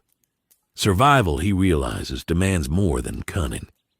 It demands self-awareness, honesty, and the willingness to navigate the most dangerous terrain of all, the terrain of one's own nature. Michael sits by the fire as the night deepens, the sounds of the wilderness echoing around him. He contemplates the choices, mistakes, and manipulations that have brought him here. The collapse of the dream has revealed the fragile nature of loyalty, the illusions of leadership, and the unyielding consequences of human error. But more importantly, it has revealed the unescapable reality that no matter the universe, no matter the stakes, no man can outrun himself. Michael de Santa is confronted with the ultimate truth.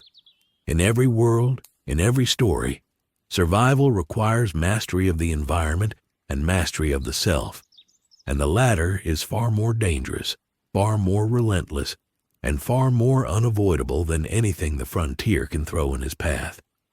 The Red Dead universe has shown Michael the cost of dreams, the fragility of loyalty, and the permanence of consequence. It has stripped away distraction, illusion, and manipulation, leaving a man exposed to both danger and introspection. The Linde gang may be collapsing, but the real test lies within. Michael realizes that he must navigate not just a violent, unpredictable world, but the unchanging, unavoidable truth of who he is. No matter where he goes, no matter what universe he enters, the lesson remains the same. A man cannot escape himself. Michael rises from the fire, the weight of realization settling in his shoulders. The frontier demands action, awareness, and courage, but it also demands honesty. The collapse of the dream has revealed the consequences of leadership, loyalty, and human error, but the true challenge for Michael is internal. He must reconcile the instincts, choices, and patterns that have defined him with the harsh reality of permanence in this universe. He understands that no amount of cunning or manipulation can shield him from the truth of his own nature. Survival is not just a matter of skill, it is a confrontation with the self, and Michael DeSanta cannot escape who he is, no matter how far he rides, how carefully he maneuvers, or how expertly he influences the chaos around him. The world is silent, but unforgiving. Michael knows that tomorrow the gang may fracture further, the frontier may become more hostile, and every choice may carry fatal consequences. Yet the greater truth has emerged. The man cannot escape himself. All the schemes, all the manipulations, all the survival tactics, while necessary for living, cannot alter the core of who he is. Michael has entered the Red Dead universe thinking he could influence the dream around him, but the real revelation is that he cannot escape the man within. And it is that man, flawed, calculating, and undeniable, that will ultimately determine how he survives. Michael mounts his horse, gazing at the horizon where dawn begins to break. He rides not just through the wilderness, but through the landscape of his own choices, instincts, and flaws. Every decision carries the weight of consequence. Every moment reflects the inescapable truth he has long avoided. The Linde gang, the frontier, the collapse of dreams, they are the stage, but Michael himself is the story. No universe, no dream, no chaos can absolve him. He cannot escape himself, and in that understanding lies both his peril and his only hope for survival. Surrounded by chaos, facing betrayal, collapse, and the relentless brutality of the frontier, Michael DeSanta realizes the ultimate paradox of his existence. Survival demands mastery of both the world and the self, and while the former can be manipulated, influenced, and navigated, the latter is relentless, unyielding, and unavoidable. No matter the universe, no matter the circumstances, no man escapes the weight of who he is. Michael knows this, and it is a truth he must carry as carefully, deliberately, and unflinchingly as any weapon in the Red Dead wilderness. The frontier does not forgive mistakes, the Linde gang does not forgive weakness, and the man himself cannot forgive avoidance. Michael DeSanta has learned that the ultimate test is not survival in the wilderness or victory over adversaries, but survival in the unending reflection of one's own choices, instincts, and nature. No matter how far he rides, how expertly he navigates chaos, or how skillfully he manipulates loyalty and perception, the man is inescapable. Survival is not simply external, it is internal, and it is here in the confrontation with himself that Michael will ultimately find either ruin or redemption. Michael slows his horse, taking one last look at the camp, now fractured and tense, the echoes of the collapsing dream resonating around him. The choices of the day, the decisions made under pressure, and the subtle manipulations that have kept him alive are all now shadows in a larger truth. He cannot escape the consequences of his nature. In every universe, every world, every story, the man follows him. And no amount of cunning, speed, or manipulation can change it. Michael DeSanta understands that the frontier has taught him the hardest lesson of all. A man may ride endlessly, manipulate expertly, and survive against impossible odds, but he can never outrun himself. Michael rises fully in the saddle, the morning sun illuminating both the wilderness and the weight of his own reflection. He knows the day ahead will demand more choices, more strategy, and more confrontation with danger, both external and internal. He understands that survival is no longer a matter of luck, skill, or influence alone. It is about facing the reality that he is inescapable from himself, and that the man he is will always dictate the limits of the life he can lead, the risks he can take, and the legacy he can leave behind in a world that punishes illusion and demands truth. The wilderness stretches before him, indifferent to loyalty, dreams, or ambition. The Van der Linde gang is scattered, broken, and desperate. Dutch clings to ideals, Arthur navigates morality, and the others fight to endure. Michael rides amidst them all, a man who has survived countless worlds, countless schemes, and countless betrayals. Yet the ultimate challenge is not the frontier, the law, or even the collapsing dream. It is the man himself. In this universe, as in all others, there is no hiding, no escape, and no absolution from the weight of one's own choices. Michael DeSanta cannot escape himself, and it is this realization that defines the final test of survival. He takes a deep breath, feeling the wind, the weight of responsibility, and the inevitability of consequence pressing down. Michael knows that the frontier will not soften, the collapse will not pause, and the man within will not forgive mistakes or evasion. Everything he has done, every lie, every manipulation, every calculated action, has led to this moment of unavoidable self-confrontation. Survival now depends not just on action, but on honesty, awareness, and the inescapable reckoning with the man he has always been and will always be. The Red Dead landscape stretches endlessly, a reflection of freedom, danger, and permanence. Michael DeSanta rides forward, aware that every step is both literal and metaphorical, navigating the treacherous wilderness while confronting the unyielding terrain of his own nature. The collapse of the dream, the fracturing of loyalty, and the brutality of the frontier are all external, but the true battle, the one that will determine his fate, occurs within. Michael has learned that no matter the world, no matter the dream, no matter the chaos, he cannot escape himself. Survival demands mastery, not just of the land, the gang, or the enemy, but of the man he carries within, a man whose instincts, flaws, and choices are as relentless and unforgiving as the frontier itself. The sun rises higher, casting light across the camp, the wilderness, and the fractured dreams around him. Michael rides through it all with full awareness, not of the next obstacle, the next skirmish, or the next lawman, but of the truth he cannot deny. He cannot escape himself. The collapse of the dream has illuminated that fact, and the frontier will ensure he confronts it with every decision, every movement, and every breath.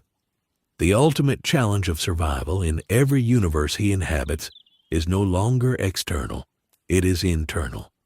Michael DeSanta faces it fully, unflinchingly, and with the knowledge that in this world, as in all worlds, a man cannot outrun himself.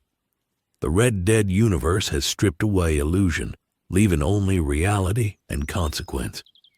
Michael rides forward, surrounded by chaos, fractured loyalty, and the aftermath of dreams destroyed. He knows the truth. Survival demands more than skill, cunning, or luck. It demands honesty with oneself, recognition of past choices, and the ability to act decisively when the only opponent who cannot be escaped is the man within. Michael DeSanta has entered a world of permanence and consequence, and he now understands that in every universe, every dream, and every story, a man cannot escape himself. The wilderness is endless, unforgiving, and indifferent. Michael rides through it, fully aware of the danger around him, the instability of the gang, and the inevitability of consequence. Yet the greatest threat and the greatest lesson is not external. It is internal. Michael has survived countless crises, manipulated countless outcomes, and evaded countless enemies, but the frontier has revealed the ultimate truth. He cannot escape himself. In this universe, as in every other, the man he is will dictate the limits of his survival, the cost of his choices, and the legacy he leaves behind. Michael slows his horse, gazing at the horizon, contemplating the collapse around him and the unyielding reality within him. Every choice, every strategy, every intervention has brought him to this moment of clarity. The frontier is merciless, the dream is shattered, and the man himself is inescapable. Michael DeSanta understands that survival, in the harshest sense, is not simply about navigating danger or manipulating others. It is about confronting the man within, acknowledging his instincts, flaws, and choices, and finding a path forward in a world that will not forgive illusion, weakness, or avoidance. The morning light reveals a fractured camp, a turbulent wilderness, and the remnants of a dream long destroyed. Michael rides forward, fully aware that every decision, every step, and every action is weighed not just by consequence, but by the relentless truth of who he is. The Van der Linde gang is collapsing, the frontier is unforgiven, and the ultimate challenge is internal. Michael DeSanta has come to understand the final truth of survival. No matter the universe, no matter the chaos, no. Michael takes a deep breath, the wind cutting across his face as he rides through the fractured remnants of the Van der Linde camp. Every step of the journey reminds him that the frontier does not tolerate illusions. Every shadow, every rustle of leaves, every distant echo of hoofbeats or gunfire is a reminder that survival is fleeting, that life is brutal, and that no external obstacle compares to the one he carries inside. The collapse of the dream has stripped away pretense and false bravado, leaving him exposed to both danger and reflection. He sees in the chaos around him a mirror of his own life, messy, unpredictable, and filled with choices that cannot be undone. Michael observes Dutch in the distance, still attempting to rally the remaining loyalists with speeches filled with charm and conviction, but Michael can see through the facade. Dutch's energy is strained, his confidence brittle, and every word is a desperate attempt to hold together something that is fundamentally broken. Michael recognizes the same pattern he has seen countless times in his own life. Men who cannot face reality embellish it, hoping their words can override truth. It fascinates him, yes, but it also terrifies him, because in this world, lies cannot save anyone. Every misstep carries real consequences, and the dream's collapse is only a matter of time. Arthur moves through the camp with quiet purpose, attempting to restore order, offering reason where panic has begun to take hold. Michael notices how naturally Arthur commands respect through honesty, integrity, and decisiveness, the qualities Michael has long envied yet resisted cultivating. He cannot help but reflect on his own methods: manipulation, deception, charm, and calculated self-interest. They work, yes, but only temporarily and never without consequence. The frontier, he realizes, does not reward illusions for long. It punishes, it corrects, and it exposes. Arthur represents the harsh truth Michael must eventually confront about himself. The world does not bend to him, no matter how skilled or clever he is. The lawmen draw closer, and rival factions are ever present, sensing weakness in the gang's unraveling. Michael is acutely aware that danger is not abstract. It is immediate, physical, and relentless. Yet even amidst the tension of survival, the greater challenge is internal. The man cannot outrun himself, and Michael feels the weight of his own history pressing down in every decision, every hesitation, every small choice. He has entered a world without distractions, without convenient escapes, and he knows now that his survival depends as much on understanding himself as it does on navigating the wilderness or evading bullets. As Michael moves through the camp, he witnesses subtle acts that reveal cracks in loyalty. A whispered conversation halted abruptly, a glance too long, a hesitation to follow orders.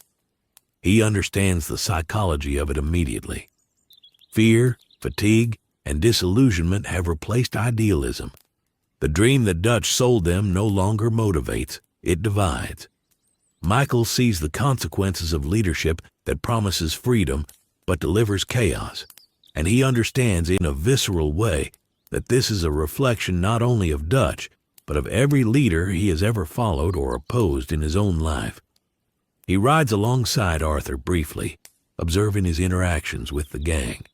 Arthur's moral clarity, his measured actions, and his unwillingness to deceive contrast starkly with Michael's own instincts. Michael recognizes that while Arthur fights to uphold principle in a collapsing system, Michael has relied on manipulation, self-preservation, and charm to survive. The difference is stark. One man navigates chaos guided by conscience, the other by calculation and instinct. Michael cannot escape the awareness that this is a mirror of himself, both what he is and what he refuses to become. A sudden skirmish erupts as rival gunslingers attempt to ambush the camp. Michael acts instinctively, taking cover, calculating shots, and moving strategically to protect both himself and key members of the gang. Each action is precise, efficient, and reflective of the skills he honed in Los Santos, yet every moment reminds him that skill alone is insufficient. Survival requires understanding the human element, the fears, the doubts, and the failures of those around him. It requires reading the currents of chaos, anticipating fractures, and navigating not just danger, but the consequences of one's own nature. As the battle subsides, Michael watches the aftermath: injured men, lost supplies, and frayed nerves. The dream is further shattered, morale is lower, and the reality of their situation presses in on everyone. Michael understands that this is not just the collapse of a gang or the disintegration of a plan. It is the manifestation of truth in its rawest form. The world does not bend to the clever, nor does it forgive charm or manipulation. It responds to action, courage, and decisiveness. But most importantly, it exposes the man within. Michael finds a quiet moment to himself, leaning against his horse, observing the wilderness and the remnants of the dream. The realization settles deeper. No matter the universe, no matter the chaos, no matter the stakes, he cannot escape himself. Every instinct, every flaw, every choice he has made follows him, shaping outcomes, influencing survival, and determining the limits of what he can endure. The frontier has stripped away distractions, illusions, and shortcuts, leaving only truth, consequence, and the inescapable reality of the man he is. He rides on, navigating both the physical dangers of the wilderness and the moral, psychological terrain within. Every decision is a test, every interaction a reflection, and every choice a confrontation with the self.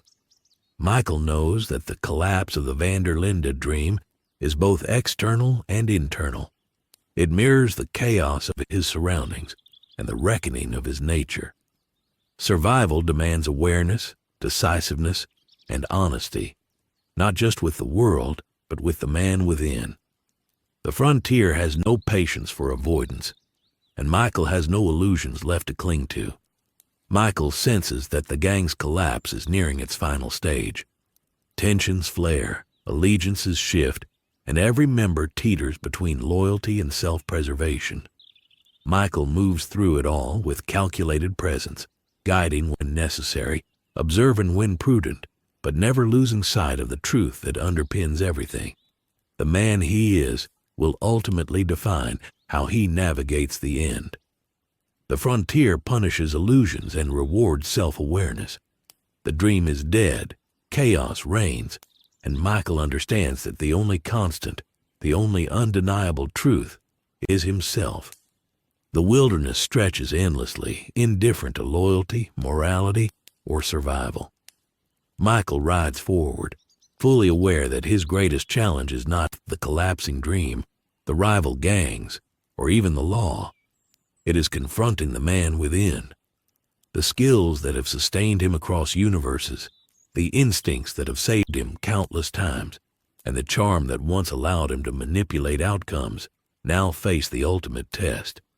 He must navigate not just danger, but the unrelenting truth of his own nature, knowing that no external skill can shield him from the inescapable self. Michael rides through the camp one last time, observing the fractures, the fear, and the exhaustion. The collapse is tangible, brutal, and unstoppable. But more than that, it reflects the ultimate lesson of survival. A man cannot outrun himself. The skills, the cunning, the experience that have allowed Michael to survive so far are insufficient to evade this truth. The frontier does not forgive, the dream cannot be restored, and the man himself cannot be escaped. Every choice, every action, and every interaction now carries this weight, forcing Michael to confront, for the first time fully, the reality of the man he is, the decisions he has made, and the consequences that follow. He pauses at the edge of the wilderness, looking toward the horizon where the sun rises, casting light on both the land and the truth within him. The Red Dead world, with its unforgiving rules, relentless dangers, and permanent consequences, has shown Michael the ultimate reality. Every dream collapses, every loyalty frays, and every man faces himself eventually. Michael DeSanta rides forward, aware that survival in this universe, as in every other, depends not just on skill or cunning, but on the inescapable confrontation with the self, the man who cannot be outrun, manipulated, or ignored. The wind whispers through the trees, carrying the remnants of the dream and the echoes of choices made and avoided. Michael rides on, through chaos, through danger, and through the unyielding reality that he cannot escape who he is. Every step, every decision, and every action is a testament to both his skill and the weight of self-awareness he cannot shed. The frontier will test him, the gang will fracture, and consequences will be absolute. But the ultimate reckoning, the one that will define his survival more than any bullet or betrayal, lies within, the confrontation with the man who has followed him through every universe, every scheme, and every dream. The horizon stretches endlessly, but Michael DeSanta rides with purpose, clarity, and awareness. He knows now that survival is not simply about navigating chaos, avoiding danger, or manipulating others. Survival is about facing the unrelenting truth of oneself, acknowledging flaws, instincts, and choices, and acting decisively within a world that punishes illusion and rewards clarity. The collapse of the dream, the wilderness, and the gang are the backdrop, but the real challenge, the ultimate trial of endurance, lies in the man himself. Michael cannot escape this truth, and it is only by confronting it fully that he can hope to endure. The day begins, the camp stirs, and the world moves relentlessly forward. Michael rides through it, aware of every danger, every fracture, and every consequence. But more than that, he rides conscious of the immutable truth he cannot evade. A man cannot escape himself. In this universe, as in all others, the ultimate challenge is not survival against others. It is survival against the truths one carries within. Michael DeSanta has arrived at the final frontier of his understanding, and it is here, at the edge of chaos and collapse, that he must navigate the most dangerous terrain of all. The man himself. The sun climbs higher, casting sharp light across the wilderness, the fractured camp, and the weary figures moving through it. Michael rides deliberately, fully aware that every action and every choice carries consequences that extend far beyond the immediate moment. He understands the paradox. While the frontier tests skill, courage, and perception, the true measure of survival is internal. The collapse of the dream has stripped away illusions, leaving him exposed to the most relentless and unforgiving reality, the confrontation with the man he cannot escape. Michael slows his horse, taking in the scene before him. Scattered men, lingering tension, and the remnants of a dream shattered by mismanagement, fear, and the relentless pull of reality. Every decision now carries weight, not only for the external survival of the gang or himself, but for the internal reckoning that has been building since his arrival. The Linde gang may be collapsing, but the ultimate challenge is personal. The frontier demands not only skill, courage, and adaptability, but honesty, self-awareness, and the acceptance that no matter the universe, every man must face the unyielding truth of who he is. Michael exhales, feeling the weight of his own choices, the danger around him, and the inescapable presence of the man within. Every step forward is a navigation of both the wilderness and the internal terrain he cannot avoid. Survival has always been about more than guns, speed, or cunning. It is about confronting the unchangeable reality of one's own nature. Michael rides on, fully aware that the collapse of the dream, the chaos of the frontier, and the disintegration of loyalty all serve as mirrors, reflecting the truth he cannot escape. The man within is the final frontier, and it will determine whether he survives or succumbs. The wilderness stretches endlessly, indifferent to the fate of any one individual. Michael rides, feeling the cold wind, the weight of consequence, and the inevitability of self-confrontation. The collapse of the Linde dream is complete, yet Michael knows the ultimate test has only begun. Survival is no longer just external, it is internal, and the man he cannot escape is both his greatest threat and the only measure of his resilience.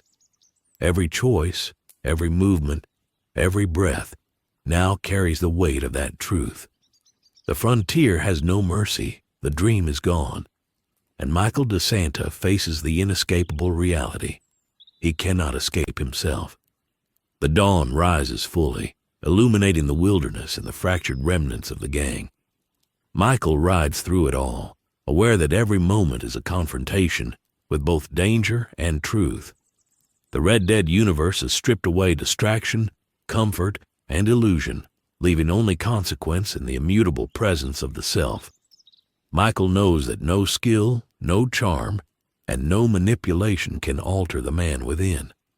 Survival will depend on embracing that truth fully, navigating the external chaos while accepting the inescapable reality of the man he carries everywhere, in every universe and under every sky. The frontier stretches endlessly, and Michael rides through it with awareness, precision, and a sober understanding of his place within it. Every fractured loyalty, every shattered ideal, every decision made and avoided serves as a reminder that the ultimate test is internal. He cannot manipulate, evade, or charm his way out of the consequences of the man he is.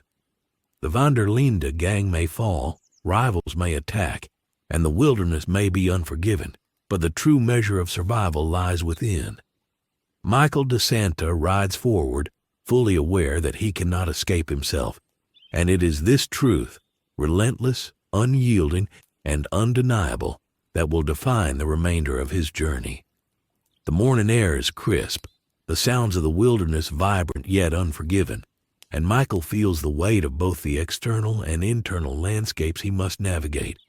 He knows now that survival in this world, as in all worlds he has encountered, is dictated not just by skill, cunning, or influence, but by the ability to confront oneself honestly. Every decision, every action, every risk carries the dual weight of reality and self-awareness. The frontier is merciless, the dream is destroyed, and the man within is unavoidable. Michael DeSanta has learned the ultimate lesson. No matter the universe, no matter the dream, no matter the chaos, a man cannot escape himself. The wilderness stretches on, endless, indifferent, and beautiful in its brutality. Michael rides through the debris of shattered plans, fractured loyalties, and the stark consequences of failure. Every choice, every instinct, and every decision is amplified by the internal truth he can no longer avoid.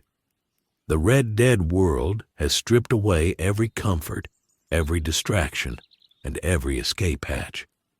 What remains is clarity, consequence, and the unrelenting presence of the man he cannot outrun, ignore, or change. Michael understands now that this is the final frontier, the confrontation with oneself, and it is the truest test of survival he has ever faced. Michael slows, taking a moment to absorb the scene, the fractured camp, the tension lingering like smoke in the air, and the wilderness stretching endlessly into the horizon. Every sound, every shadow, every movement serves as a reminder that danger exists both externally and internally. The collapse of the Linde dream is complete, yet the ultimate reckoning, the confrontation with the man he carries within, is ongoing. Michael rides forward, fully aware that every choice, every action, and every step is measured not just by consequence in the world around him, but by the inescapable truth of who he is. Survival is not simply external. Survival is internal. Survival is the man he cannot escape. Michael continues riding, each movement deliberate, each observation precise, each decision weighed against both immediate danger and the internal calculus of conscience, instinct, and past choice.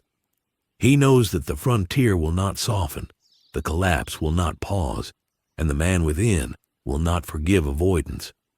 Every moment is a lesson, every interaction a reflection, and every risk a confrontation with the self. Michael DeSanta has arrived at the ultimate understanding of survival. No skill, no manipulation, no charm can free a man from himself. In the Red Dead universe, as in every world, the ultimate measure of endurance is acceptance, awareness, and confrontation with the man who cannot be escaped. The horizon glows with the first full light of day, illuminating the wilderness, the scattered remnants of the gang, and the weight of the journey ahead. Michael rides on, fully aware that the greatest challenge, the ultimate trial, is not lawmen, rival factions, or collapsing dreams. It is internal, constant, and unavoidable. Every instinct, flaw, and choice he has carried with him has led to this moment. Survival, he knows now, depends not on manipulation or escape, but on facing the inescapable truth of the man he has always been. Michael DeSanta rides forward into both the wilderness and the reality within, knowing that the ultimate frontier is himself, and that no universe, no dream, and no chaos can alter that truth. The wind stirs through the trees, carrying the remnants of the shattered dream and the unyielding reality of consequence. Michael rides with full awareness, moving through chaos, danger, and the fractured loyalties of a collapsing gang. Yet the weight on his shoulders is the immutable truth of his own nature. He cannot outrun it, manipulate it, or hide from it. The Red Dead frontier has revealed the ultimate lesson. Survival is not just external. It is the relentless, unflinching confrontation with oneself. Michael DeSanta has entered this world as a man who can manipulate and evade, but he will only endure if he faces the one force he cannot escape, himself. The camp lies in the distance, fractured, tense, and full of whispers.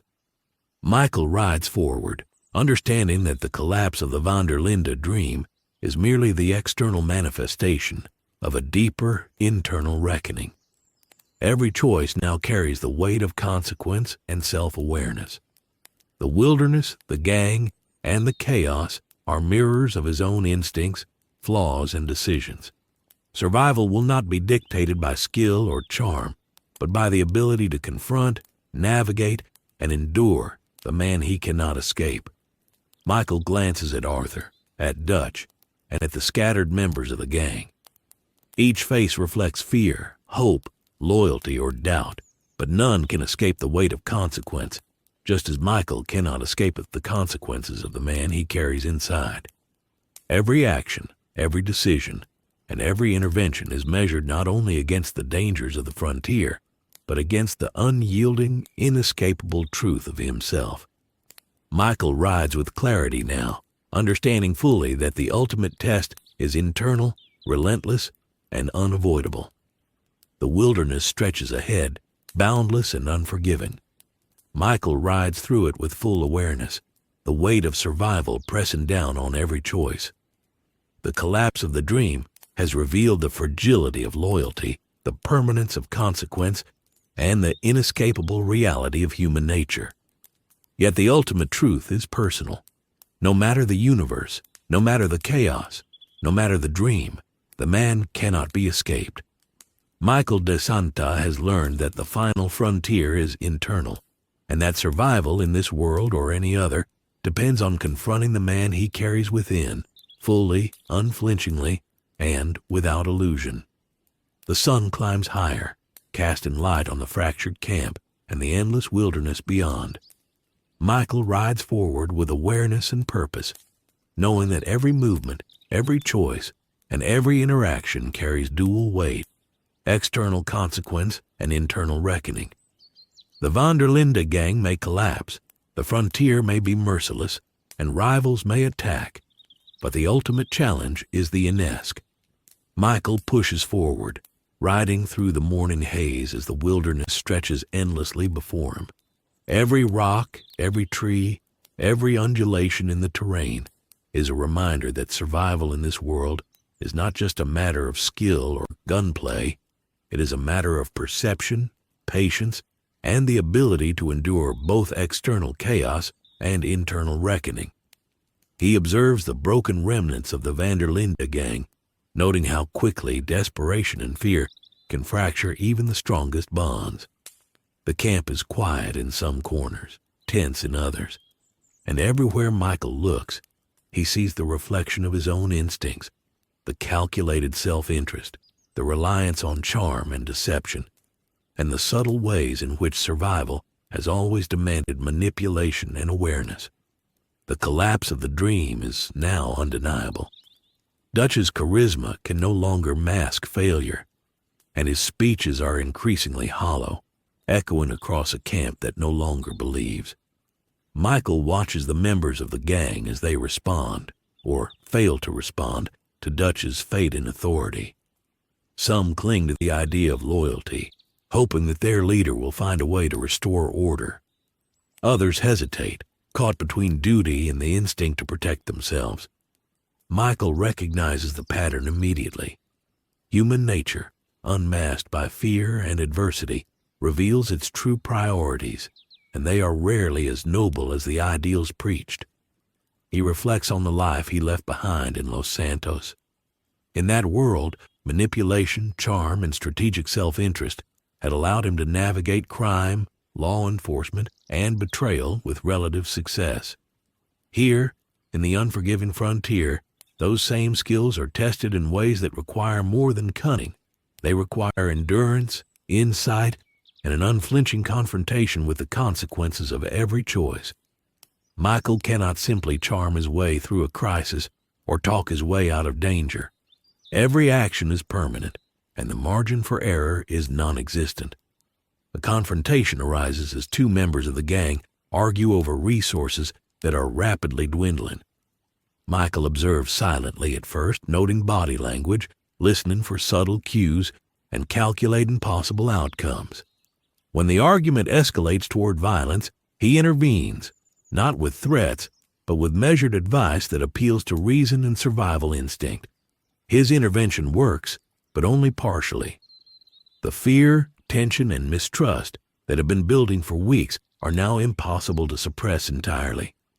Michael sees that even in his ability to influence events, there is a limit. He can guide, advise, and manipulate, but he cannot alter the fundamental truths of human nature or the consequences that follow. Arthur moves beside him during the aftermath, quiet and deliberate, assessing the situation with a calmness Michael envies. Arthur's presence is a mirror, reflecting both the man he has been and the man he could have become under different circumstances. Michael notices Arthur's moral consistency, his courage, and the respect he commands without manipulation. In contrast, Michael recognizes his own reliance on tactics, diversion, and persuasion. He cannot help but feel both admiration and unease. Admiration for Arthur's integrity, and unease for the realization that his own methods, while effective, may not be sufficient in a world that punishes error with absolute severity. As the day progresses, Michael finds himself navigating both physical and psychological challenges. The gang faces threats from law enforcement, rival gangs, and the harshness of the wilderness itself.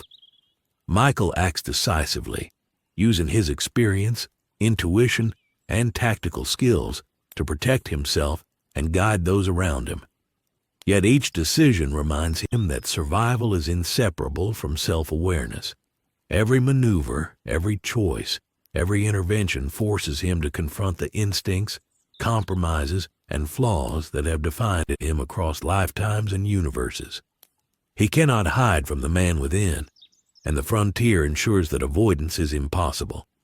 Michael observes Dutch in a rare moment of vulnerability, pacing and muttering to himself, attempting to reconcile the collapse of his dream with the loyalty he still expects. Michael sees the cracks in Dutch's psyche, the desperation in his eyes, and the illusions that continue to guide him despite evidence to the contrary. It is a sobering sight, one that reminds Michael that even the most charismatic and confident individuals are not immune to consequence or failure. Dutch's unraveling is both a lesson and a warning. The illusions we cling to, whether of control, loyalty, or greatness, are fragile and temporary, and survival ultimately depends on facing reality directly.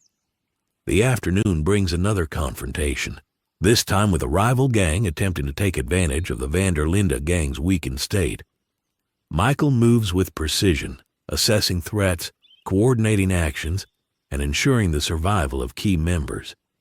Yet even as he excels tactically, he cannot escape the awareness that his greatest challenge is internal. The fight outside mirrors the fight within, the confrontation with fear, consequence, and the man he has always been. Every gunfire, every maneuver, every calculated move underscores the reality that survival is as much about self-awareness as it is about skill. The battle subsides, leaving injured men, scattered supplies, and a heightened tension in its wake. Michael surveys the scene, reflecting on the fragility of life, the impermanence of plans, and the inevitability of consequence. He understands that the collapse of the dream is a mirror for his own life. Loyalty and idealism are insufficient defenses against chaos, betrayal, and the relentless progression of reality. Michael realizes that the external chaos he navigates is inseparable from the internal reckoning he must endure, and that no skill, charm, or manipulation can exempt him from the truth of his own nature. As evening descends, Michael rides alone along a ridge overlooking the camp. The sun sets across the wilderness, casting long shadows that seem to stretch into his own reflection. He contemplates the choices, compromises, and actions that have defined him in Los Santos and now here in the frontier. The collapse of the Linde gang, the violence, and the unforgiving reality of the world around him all converge into a single, unavoidable truth. The man he is cannot be escaped.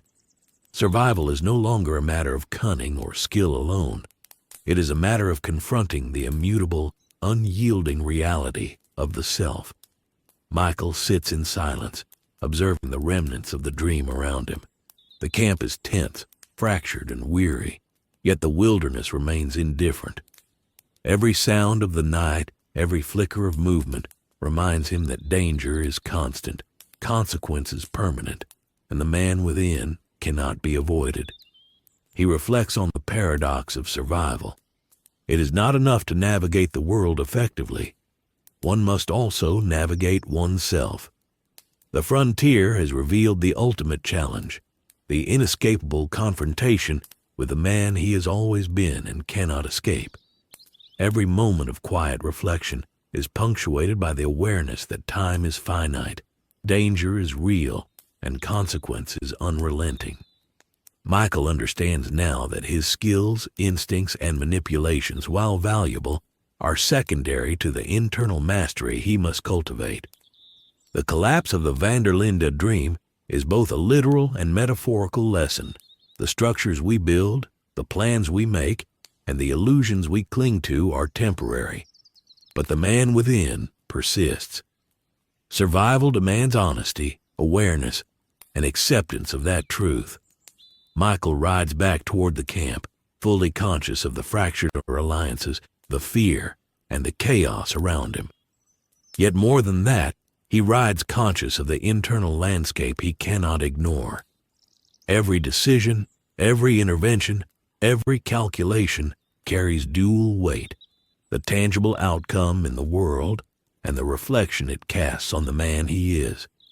The red dead frontier, brutal and unforgiving, leaves no room for avoidance. The dream is gone, loyalty is fractured, danger is constant, and the man within is inescapable. Michael knows this with clarity, and he understands that survival in this world demands confronting that reality fully. Night falls, and Michael finds a quiet vantage point overlooking the wilderness and the remaining members of the gang. The world is silent but tense, alive with danger and consequence. The collapse of the dream has revealed much about the fragility of loyalty, the impermanence of plans, and the inevitability of consequence. But most importantly, it has revealed a truth that Michael cannot deny. No matter the universe, no matter the dream, no matter the chaos, a man cannot escape himself. Michael reflects on the journey thus far, the battles fought, the manipulations executed, the alliances observed, and the dreams collapsed. He understands now that the ultimate test is not external. It is internal, relentless, and unavoidable. Survival requires more than skill, cunning, or perception. It demands honesty, awareness, and confrontation with the self. The frontier has stripped away illusions, leaving only the man and the truth he carries within. Michael rides on, aware that the inescapable reality of who he is will dictate the limits of his survival, the weight of his choices, and the legacy he leaves in this unforgiving world. The Red Dead universe, with all its beauty and brutality, has become both a battlefield and a mirror. Michael navigates through the dangers of lawmen, rival gangs, and the collapsing gang around him, but he knows that the true challenge lies within. The man he carries cannot be outrun, ignored, or hidden. Every skill, every plan, and every clever maneuver is insufficient unless paired with the courage to confront oneself fully. Survival is not just external, it is internal. And Michael DeSanta understands now that he cannot escape the man he has always been. Michael rides into the night, the wilderness stretching endlessly around him. The collapse of the dream, the fractured gang, and the relentless dangers of the frontier are immediate, tangible, and real. Yet the greatest challenge, the one that will define his endurance, is internal. Every choice, every instinct, and every calculated action carries the weight of consequence and the reflection of the man within. Michael DeSanta has learned the ultimate truth. In this world, as in every other, no skill, charm, or manipulation can free a man from himself. Survival is not just about navigating danger. It is about confronting, enduring, and mastering the inescapable truth of who you are. The first light of dawn begins to pierce the horizon, and Michael rides with full awareness. He has observed chaos, guided outcomes, and manipulated situations with precision. Yet the greatest challenge remains, the confrontation with himself. The collapse of the Linde dream is external, but the reckoning within, is absolute. Michael understands that no universe, no dream, and no frontier can alter the immutable truth. The man within will follow, influence, and ultimately define the limits of survival. Every movement, every decision, and every reflection carries this dual weight. The frontier may be unforgiving, but the inescapable man within is the ultimate trial. The wilderness stretches endlessly before him, alive with threat, opportunity, and consequence. Michael rides deliberately, each decision tempered by the awareness of his own instincts, choices, and limitations. He has learned the harshest lesson the frontier can teach. No skill, no manipulation, no charm can shield a man from himself. Every step forward is a negotiation between survival and self-awareness, chaos and conscience, danger and reflection. Michael DeSanta has entered the ultimate frontier, and it is not the wilderness, the law, or the gang that will define his fate. It is the man he cannot escape. And it is in that confrontation that survival will ultimately be determined. The horizon glows with the rising sun, illuminating both the landscape and the weight of truth Michael carries. He rides onward, aware of the dangers, the collapse around him, and the permanent consequences of the frontier. Yet the most relentless, unavoidable challenge is internal. The man within is inescapable. Every choice, every intervention, every observation serves as both a tactical necessity and a reflection of his own nature. Michael rides through the wilderness, through the collapse, and through himself, understanding fully that in this world, as in every other, survival is defined not by cunning alone, but by the confrontation with the unchangeable, unyielding man he carries within. The Red Dead universe, brutal, beautiful, and unforgiving, stretches before Michael DeSanta. Every moment is a lesson, every interaction a reflection, and every decision a confrontation. The dream is collapsed, the gang is fractured, and the wilderness is indifferent. Yet the ultimate test lies within. Michael understands that the man he is will define the boundaries of survival, the limits of choice, and the permanence of consequence. He cannot escape himself, and it is this immutable truth that will determine whether he endures or succumbs in a world that punishes illusion, rewards awareness, and leaves no man untested. Michael slows his horse, taking in the fractured camp and the vast, unforgiving wilderness beyond. Every sound, every shadow, every movement is a reminder that survival is both external and internal. The collapse of the von der Linde dream has exposed the fragility of loyalty, the weight of consequence, and the permanence of choice. But more than that, it has revealed the inescapable reality that defines every universe, every world, and every life. The man cannot be outrun, ignored, or altered. Michael DeSanta rides forward, fully aware that the ultimate frontier, the confrontation with the self, is both the most dangerous and most unavoidable path he must navigate. The night deepens, shadows stretching across the camp, the wilderness alive with unseen threats. Michael rides slowly, deliberately, and with a weight of awareness that few have ever carried. He has navigated chaos, deception, and danger countless times, but the Red Dead frontier has revealed the ultimate truth. No matter how far a man rides, how skillfully he acts, or how carefully he manipulates events, the man within is inescapable. Survival is measured not by victory over others, but by the courage, clarity, and honesty with which he confronts himself. Michael DeSanta has reached the final lesson. The man within defines everything. The moon rises over the wilderness, casting cold light on the fractured camp and the paths ahead. Michael rides on, fully aware that every decision, every movement, and every interaction carries not only external consequences, but internal reckonings. The collapse of the dream is complete, yet the confrontation with the self continues, relentless and unavoidable. The skills, instincts, and cunning that have carried Michael through countless crises are insufficient to shield him from the immutable truth. He cannot escape the man he is. Michael rides silently, the sounds of the wilderness surrounding him, the weight of consequence pressing upon his shoulders.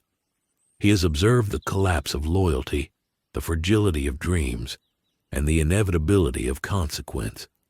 Yet the ultimate challenge is not external, it is internal, and it is the one challenge that no skill, no manipulation, and no charm can circumvent.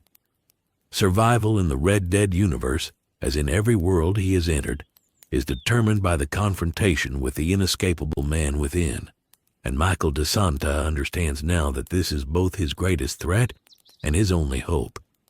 The dawn of a new day approaches, light spilling across the wilderness and the fractured remnants of the camp. Michael rides with full awareness, every decision measured, every observation intentional, and every action reflective of both survival and self-confrontation. He knows now that the collapse of the von der Linde dream is only the external manifestation of a larger, inescapable truth. The man he carries within defines his limits, shapes his choices, and dictates the cost of survival. Every step forward is a confrontation, and the frontier will leave no man untested. Michael rides on, fully aware that he cannot escape himself, and that the ultimate frontier lies not in the wilderness, the gang, or the chaos, but in the unyielding, relentless truth of the man he has always been. The wilderness stretches endlessly before him, indifferent to dreams, loyalty, or survival. Michael rides with full awareness, understanding that every decision, every intervention, and every action carries the weight of consequence and self-reflection. The von der Linde gang may collapse, the law may hunt, and rival factions may strike, but the ultimate challenge lies within. Michael DeSanta rides through the wilderness, through chaos, and through the inescapable truth of himself, understanding fully that in this world, as in every other, survival is defined by the confrontation with the man who cannot be escaped, and the acceptance of the truth he has carried with him all along. The Red Dead frontier is harsh, unforgiving, and permanent. Michael rides through it with awareness, skill, and the sobering knowledge that every choice carries dual weight, the external reality and the reflection of the man within. The collapse of the dream, the dangers of the wilderness, and the fractured loyalty around him are all mirrors of his internal reality. Survival demands more than cunning or skill. It demands the courage to face the unyielding, inescapable truth of the self. Michael DeSanta rides forward, aware that no universe, no chaos, and no dream can free him from the man he carries within. And it is this realization that defines the ultimate frontier. The night deepens further, the wilderness silent but alive with unseen threats. Michael rides slowly, deliberately, and with acute awareness of both the dangers around him and the internal challenges he faces. Every shadow, every sound, and every fleeting movement serves as a reminder that survival is not solely determined by external skill, but by the ability to confront, navigate, and endure the inescapable truth of one's own nature. The collapse of the von der Linde dream has illuminated this reality fully. Michael DeSanta cannot escape himself. The camp lies ahead, scattered, fractured, and tense. Michael approaches it with the understanding that the ultimate test is not the law, not the wilderness, not rival gangs, and not even the collapse of the dream. It is the confrontation with the man within. Every choice he makes, every step he takes, and every action he executes is measured against this internal truth. Survival is not just about navigating danger. It is about facing the unyielding reality of the self, and Michael has come to understand that no universe, no chaos, and no skill can alter this immutable fact. Michael slows his horse at the edge of the camp, observing the fractured group, the wilderness, and the paths ahead. Every sound, shadow, and movement serves as a reminder that the frontier is merciless, that the dream is gone, and that the ultimate challenge is internal. Every decision carries dual weight, the tangible consequence in the world and the reflection it casts on the man within. Michael rides forward, fully aware that no skill, manipulation, or charm can free him from himself, and that the ultimate frontier, the confrontation with his own nature, defines the boundaries of survival in this world and in every universe he has ever entered. The Red Dead wilderness stretches endlessly, yet Michael rides with focus, clarity, and awareness. The collapse of the Linde dream has revealed the fragility of ideals, the impermanence of loyalty, and the inevitability of consequence. But above all, it has revealed an undeniable truth. Survival depends not solely on skill, cunning, or influence, but on the ability to confront, navigate, and endure the man within. Michael rides on, understanding fully that he cannot escape himself, and that this realization is the defining challenge of every world he inhabits. The first light of dawn filters through the trees, casting long shadows over the camp and the wilderness beyond. Michael rides with deliberate awareness, knowing that every action, every choice, and every intervention carries dual weight, the immediate outcome in the world and the reflection it casts on the man he is. The Red Dead universe, unforgiving and absolute, has stripped away all illusion, revealing the ultimate test, the confrontation with oneself.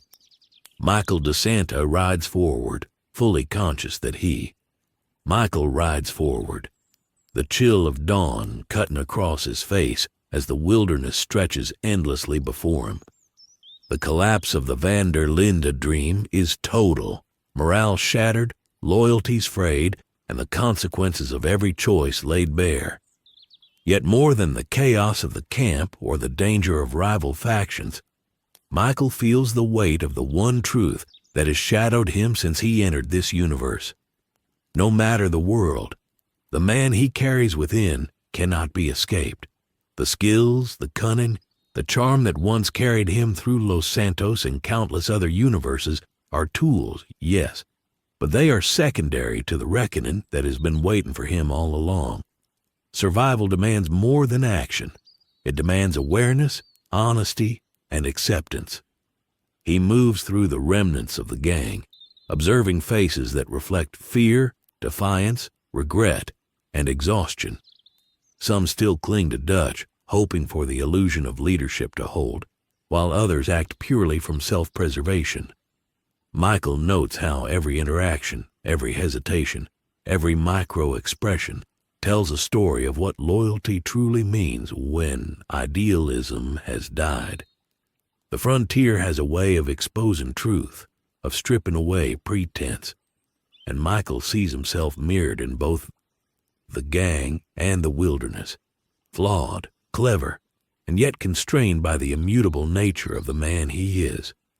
The day wears on, filled with skirmishes, tense negotiations, and moments of quiet observation. Michael's movements are deliberate, precise, each choice a calculation against the twin forces of survival and self-confrontation. Every decision reminds him that skill alone is not enough. Here, in this brutal world, instinct must be tempered by awareness, action balanced by reflection, and cunning measured against the consequences that cannot be avoided. He cannot outrun himself. He cannot negotiate with the truths he carries. Each step, each shot, each word is a reminder that the ultimate frontier is internal, and it is the one he cannot escape. Even as chaos erupts, a rival gang ambushing the camp, fires breaking out, horses stampeding, Michael moves with methodical focus. He intervenes where necessary, guides the vulnerable, and deflects the threat with the calculated precision of a man who has lived 1,000 lives of crime and survival. Yet every action is underscored by awareness of the internal truth. It is not enough to protect life or property, to manipulate outcomes, or to wield skill. Survival, the kind that endures beyond the immediate moment, requires facing the inescapable reality of the self. Michael's mind, as sharp as his aim, continually reminds him that he has entered a world without shortcuts or illusions, and the man within will define the limits of endurance. As evening falls, the wilderness grows quiet, save for the distant howl of a wolf and the whisper of the wind through the trees. Michael pauses on a ridge overlooking the camp, the chaos of the day behind him, the uncertainty of tomorrow ahead. He contemplates the journey he has taken, from Los Santos to the Red Dead frontier, from crime to survival, from manipulation to self-awareness. Each universe, each challenge, each choice has been a step toward understanding the same truth. No skill, charm, or deception can free a man from himself. The wilderness has made it unmistakable. The consequences of one's choices are inevitable, and the man within is relentless, impartial, and inescapable. Michael reflects on Arthur, on Dutch, on the gang, and on the endless wilderness around him. Every figure represents an aspect of the choices he has made or avoided, the instincts he has relied upon, and the lessons he has learned. Arthur's integrity and courage stand as a quiet benchmark, a reflection of what survival looks like when guided by principle rather than manipulation. Dutch's collapse demonstrates the cost of clinging to illusion and charisma when reality demands accountability. And through it all, Michael sees himself, not as hero or villain, but as a man navigating the eternal challenge of survival within and without. Night settles fully over the camp. Michael rides through the shadows, the cold air biting at his skin, and he feels the weight of the day and the lessons it has brought. He knows now that survival is not about evading bullets, avoiding lawmen, or manipulating allies. It is about navigating the terrain of consequence, understanding the limits of loyalty and idealism, and confronting the man who cannot be escaped. Every instinct, every flaw, every past miscalculation has led to this reckoning. The frontier has stripped him bare, leaving only action, consequence, and self-awareness. The final moments of the journey approach. Michael watches the remaining members of the gang prepare for the next day, the tension palpable, the consequences of collapse evident in every movement. He rides to the edge of a cliff, looking out over the vast wilderness, the sun beginning to rise. In that light, he sees clarity. No universe, no dream, no skill can shield a man from the truths he carries inside. The man within follows him through every choice, every universe, every crisis, and every illusion. Confrontation with that self is unavoidable, and survival depends on embracing it fully. Michael exhales, feeling a sense of resolve. The frontier may be merciless, but he understands its lesson. The ultimate journey is internal, and the inescapable man within is both the challenge and the guide. Michael rides down from the cliff, moving through the camp with purpose. He knows that the days ahead will be filled with danger, chaos, and the constant threat of collapse. Yet he also knows that no external force is as defining, as relentless, or as revealing as the man he carries within. Every decision, every action, every moment is measured not just by outcome, but by truth. The frontier has made it clear. The ultimate survival is internal, the ultimate reckoning is personal, and the ultimate journey is the confrontation with oneself. As dawn fully breaks, the camera pulls back to show Michael riding into the wilderness, the fractured camp fading behind him, the endless expanse ahead symbolizing both danger and possibility. He is a man tested by countless universes, yet here he faces the purest test, understanding, accepting, and navigating the man he cannot escape. The wilderness is indifferent, the dream is gone, and the consequences are absolute. Yet Michael rides forward with clarity, skill, and awareness, ready to endure the ultimate frontier. The wind rustles through the trees, carrying the whispers of a collapsed dream, the echoes of choices made, and the reminder that survival is defined by the confrontation with oneself. Michael de Santa, a man who has manipulated, survived, and endured across worlds, rides into the wilderness with a singular understanding. No matter the universe, no matter the chaos, no matter the stakes, the man within cannot be escaped, and it is in facing him fully that survival, in its truest sense, is found. This concludes our journey into the Red Dead universe through Michael de Santa's eyes, a tale of survival, consequence, and the unyielding confrontation with oneself. If you enjoyed exploring this what-if scenario, make sure to like, comment, and subscribe for more CrossWorld adventures where iconic characters face new and unexpected challenges. The frontier is vast, unpredictable, and relentless, but so is the human spirit. Until next time, keep exploring, keep imagining, and remember, some journeys take you not just across worlds, but deep within yourself.